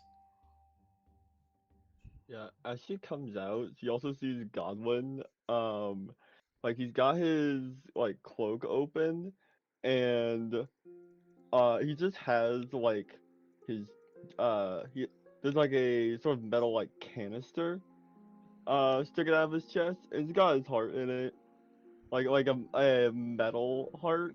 What do And he's what do you he's like mean? What do tinkering you with how are you just dropping you're just that you're like Adam and Catherine are tinkering with right it. there. What the fuck? They're outside. No, they came No, inside. they're not. They came inside. Oh, They they're came inside. inside. Oh, never mind. Yes. They're outside. He doesn't just rip out his heart. No. Just But yeah. tinkering with heart. Adam and Catherine 2 feet over. I thought they're outside the building. I'm That's just why I didn't like, say anything. let's Okay, what the hell retcon that did a you? second. Let's just What the hell did you just try to do? let's Never mind. retcon that a second as you were carousing the shop and Catherine and Adam, you see the smaller elvish woman come out, grab some beautiful lilac above the shop counter, and then quickly turn to return back to the back end. Okay, sounds good. Clover like finds like a flower and like pecks at it, and the flower opens and puffs out a bunch of gas, and she just turns like lime green. Yeah, She's like, oh, ah, ah! Watch out for those flowers! She's like freaking out. I'll say just for the sake of brevity, Like walking. they enchant the lilac with they you see them basically remove the runes from the cloak itself, basically transfer onto the flower. You see almost like once again you see it's almost like she's weaving the air itself, like she is a puppeteer to strings that you don't even see. As you see her just moving her fingers in and out, it is like she is tattooing this flower petals, little tiny words, almost inescapable to the actual eye itself, only visible for the fact that it's currently being branded. But the second it's done in branding, there is no trace of the words whatsoever. And she attaches this little tiny clip to it that allows you to clip it to anywhere on your body. Great. Thank you so much. I think that my friends will need your help too. Yes, yes, let's go up. I wasn't expecting so much business today. Usually I've been trying to get customers at the moment, and you all showed up. It's been a joyous day, really. And you Like see, I said, you come highly recommended. Uh, just a note. If anyone asks, uh, don't let them know that we were here. customer privacy is a business in all trades. Thank you.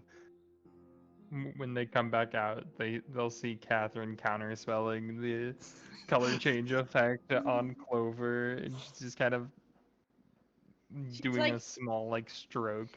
Mm, she's like fainted at this point from just panicking. yeah, she's on her back with her feet up. Yeah.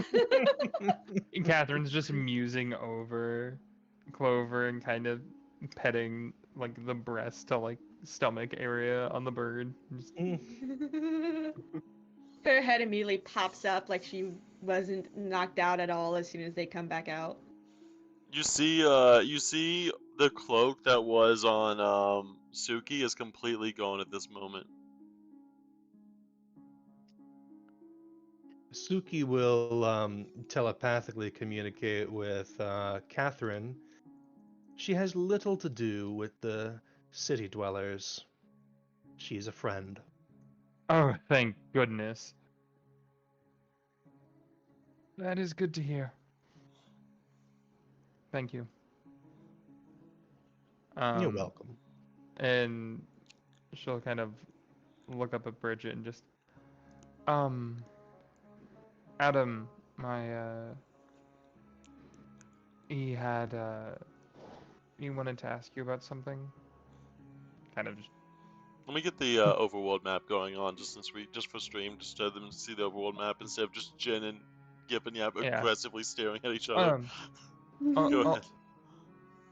and once they're done, I also have something I wanted to see that you might be able to help me with. She's so popular, god dang. Best shopkeeper ever. Yeah, how good are you at like indestructibility enchantments, stopping stuff from breaking? It is, and she you kind of see her pulling in a few other items from the shelves down. Is it magical or blunt force trauma? No, it's just a piece of jewelry that I don't want to be damaged. Oh, and you see her kind of poke up a little bit. Oh, those are some of the more um Yeah, so those enchantments are very easy. I used to actually start a small business. It's actually one of the ways I got money whenever I first started. Enchanting jewelry to make sure it doesn't tarnish or break is one of the first enchantments you really learn. Well, at least in the more advanced classes, but it's one of the more advanced spells that everyone uses. No one wants to see their precious items break, especially just due to mundane objects and various things. I'd be happy to. Would this spell also protect from, extreme forms of damage, like spells, You kind of see you her know? eyes kind of like light up a little bit. Oh, you want something? Oh, so this is not just like a ring. This is going to be something that's.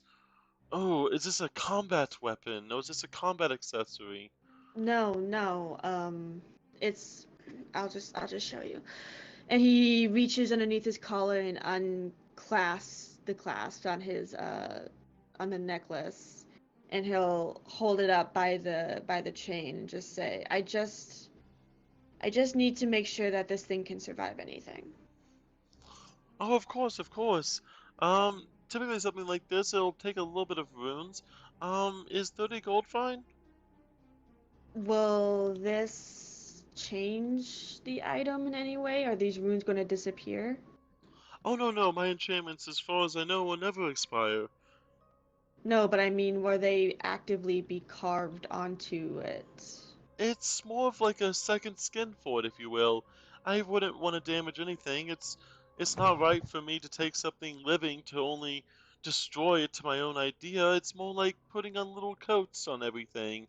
And you kind of see her like as she kind of shows you a few of the petals, as she kind of you see her have like some of the magic, almost like a gust of wind kind of picks up, and she kind of twirls around some like leaves in her palm. See, none of the No. fibers at all on the plants or the leaves have been damaged at all. It's like putting little fuzzy coats on everything that I touch. It keeps it protected while also keeping the life in it intact. Hey, That's impressive. what are you expecting to put that thing through? It's metal, right?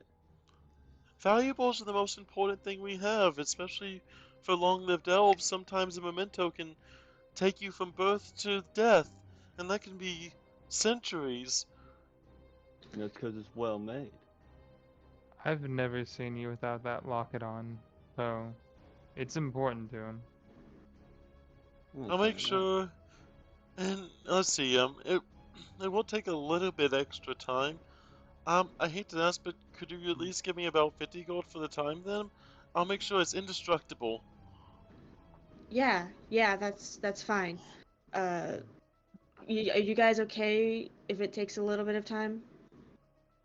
Yeah, I How mean, long? I know we're in a bit of a hurry, We're talking like but 5, 10 minutes of dedicated time and energy. okay, okay. So he Sure. just says, yeah, and then he's very hesitant to like let go of it, but he lets it fall into her hands. And you say as she does, and like I said, all of you, this is you kind of even then it's still fascinating as you see it is her fingers themselves. It's like it's like almost like playing piano in the air itself, just weaving these words and these magics. You see these like golden strands that are coming off of her fingertips, as it's like she's wrapping the locket in some sort of almost like a spider silk as she is wrapping it, and you see no parts of the actual locket to get almost moved. Even the locket itself isn't even moved in any way. It's like all of the words and the spells as she's doing this is wrapping around the chain, wrapping around the amulet. It's like in carving on a second skin on this amulet, and you see it in this bright green almost look to it, even though this metal is clearly not green. You see this green coat that almost goes over it, as it's almost like they were dipping it in some sort of bath to assure that every single piece of the rune of the metal itself is left not left without some sort of protection rune on it. And at the same time, you see the runes themselves begin to glow a bright as the magic is being enforced at a higher and higher amount of magic as she is working this second skin onto this amulet. Hey Adam, you Hmm? do know that a locker can always be repaired if it's broken, right? I'd rather not risk having to make any adjustments to it. Hmm. I'd like to keep it as intact and as close to uh, its original form, its original form as possible. Yeah, I get that. Well, must be a ton to you, right? Where'd it come from anyway? Someone special? Yeah, yeah. A sweetheart from back home? He's gonna like raise an eyebrow. He kind of just chuckles, clearly dodging the question, a little uncomfortable, and he just says, "No, no, just someone who was m- my world, I Hmm. guess." Yeah, I know the feeling. Hmm. Well, But With that, you kind of see the runes and the magic begin to finally finalize as what once was glowing green words that are so microscopic that they cover the entire locket, but then all of the green lines completely go just still and they just fade and it's like they aren't even there, but you know they are there. You can sense it almost just ever so slightly, but only to the touch itself. as he takes it back from her, he holds up to the light, kind of like double checking, making sure that it's not damaged in any way, before just letting out a sigh of relief and clipping it back around his neck and hiding it under his shirt. I also included as due to the extra spell work and since I had the time, I also included that anti-scrying spell that your friend Kitsune was wanting so much. Oh, It's always the mundane hmm. items that people tend to forget to overlook. That's what makes it neat, and right to your chest too. No one's ever gonna think about twice about having it there. It's a perfect place to put something like that. well, thank you. That's very kind. I was already doing the runes to begin with. It was just a simple of a few different word changes here and there. It was nothing too big, but I'm glad you enjoy it. Thank you, Bridget. That's very kind. So you're kind of like, you kind of see her where she's kind of like petting like one of her own arms again, as she's kind of like rubbing it, but a little bit softer. As it's just kind of like giving her own like way of self-appreciating herself. You're very good at this. And Clover pops in with a little, yeah. I don't think we could know anyone else that would be able to do that. No, I mean, like I said, the college did produce a lot of really powerful mages. A lot of the other ones went on to do really great and powerful feats, and I just like making the mundane exceptional. That's admirable. Oh, right. Kath. Yes. I had two questions. I'll start with the easy one first. I was wondering if I could get a more permanent anti-scrying tattoo, potentially. Just something on my Achilles, like a eyeball with a slash through it. Just kind of laughs. There's still parts of your body that's still a blank canvas, isn't there? Not many. And yet you still honor me by getting the chance to fill those blank canvases. It would be a pleasure.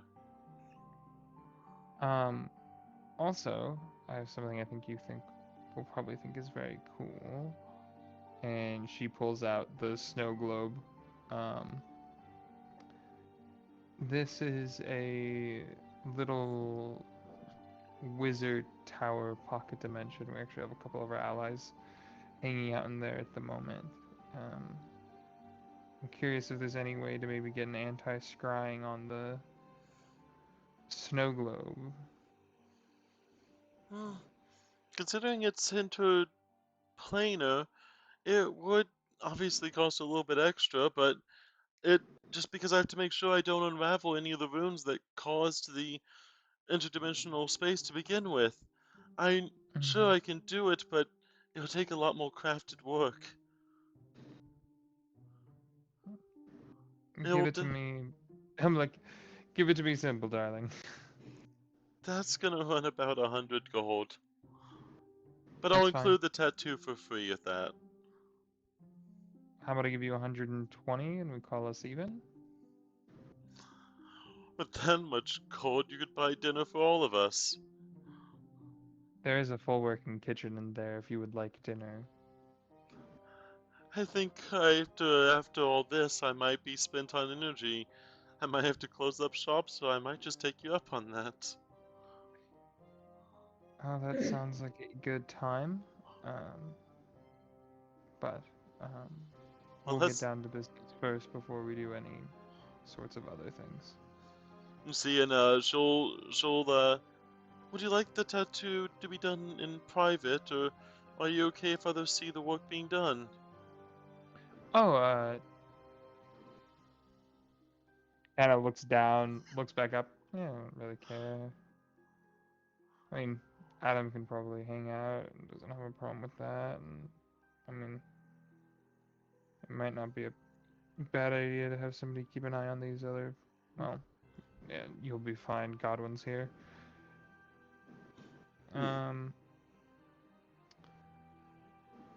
Yeah, it's fine. We can do it in public. It's not a problem.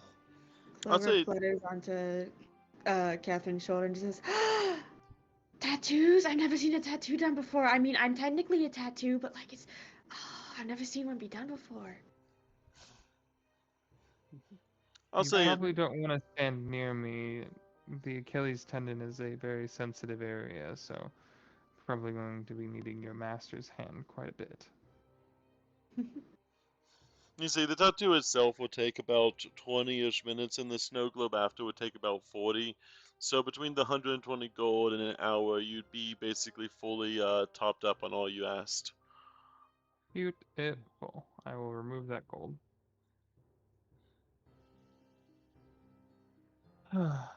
All right. Anyone else who wants anti-scrying stuff should speak up now. Otherwise, she might be pooped. I mean, I don't know what's happening, and also, Neither do I I. don't know what's You literally happening. there was literally a very strange elf woman that is looking into your snow globe for a solid 40 minutes. Yeah, Right. which is why Jin is talking to the void for anyone to answer, and it's just like, I hate to rush y'all, but how much longer? I'm getting the snow globe a anti-scrying protection, so we don't have to worry about it when we're inside it. It'd be It's nice to have something on each person, but we really, after this, we probably should go. I don't know how long. She will be out of spell slots and magic after this snow globe. yeah. Yeah. I think Like, at I this don't point know. we're gonna need to take. It's fine.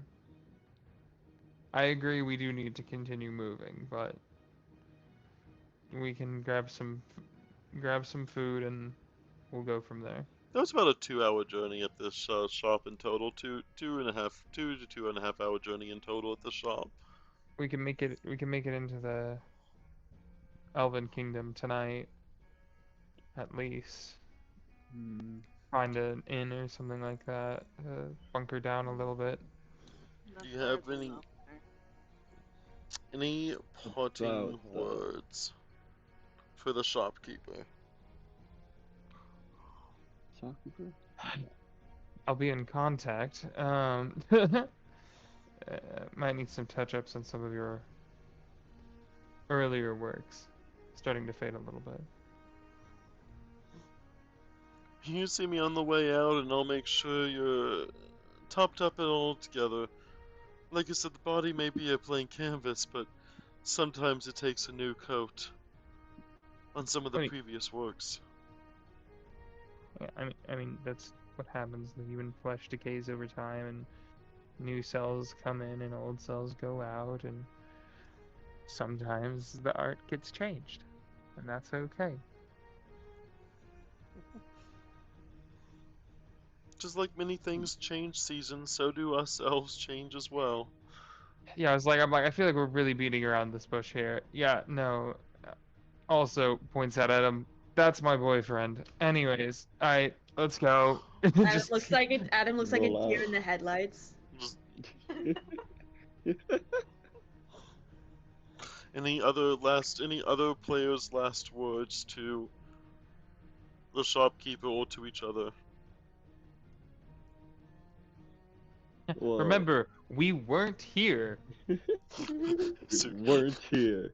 And also getting into the Elven Kingdom. Getting into Next Brevard. yeah. Next episode, we go to another shop with another one. Another one Catherine's of active. Oh, God. Catherine, how many people? What? Hey, we missed the one in Wistborn, so we're doing good. I don't know Oh, if we you gotta go caught back that, now. but they actually already might be taken soon. What do you mean? I'm not sure The if you fuck do you caught mean? about the kitsune that they were talking about. Did you forget that they were kitsune? An evocation. Wait, no! Oh shit! I totally missed that.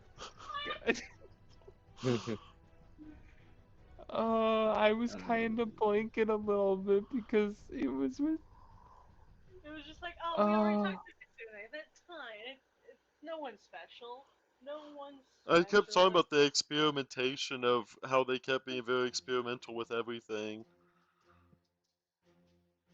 There, you and I will need to have a better conversation about that character in particular. Probably. But yes. Briar Horton. Yeah, they're I see gender you- fluid. Yeah, I know. I said it a few times. I said them a few times and went back and forth. Yeah, Is that the person I was talking to? yeah. I Yeah. didn't even ask. I That thought was- it was an NPC that Zerda came up with on the spot. Nope, that was another one of Catherine's exes.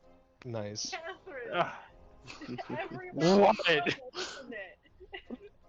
I didn't mean to fuck my way across this entire country, but here we are. Lol. They're just showing up. Go into every town you have been There were to one- only I used all of them, to be fair. no. There is Mate. technically one that you have Oh, not yeah. used. However, that one is a kill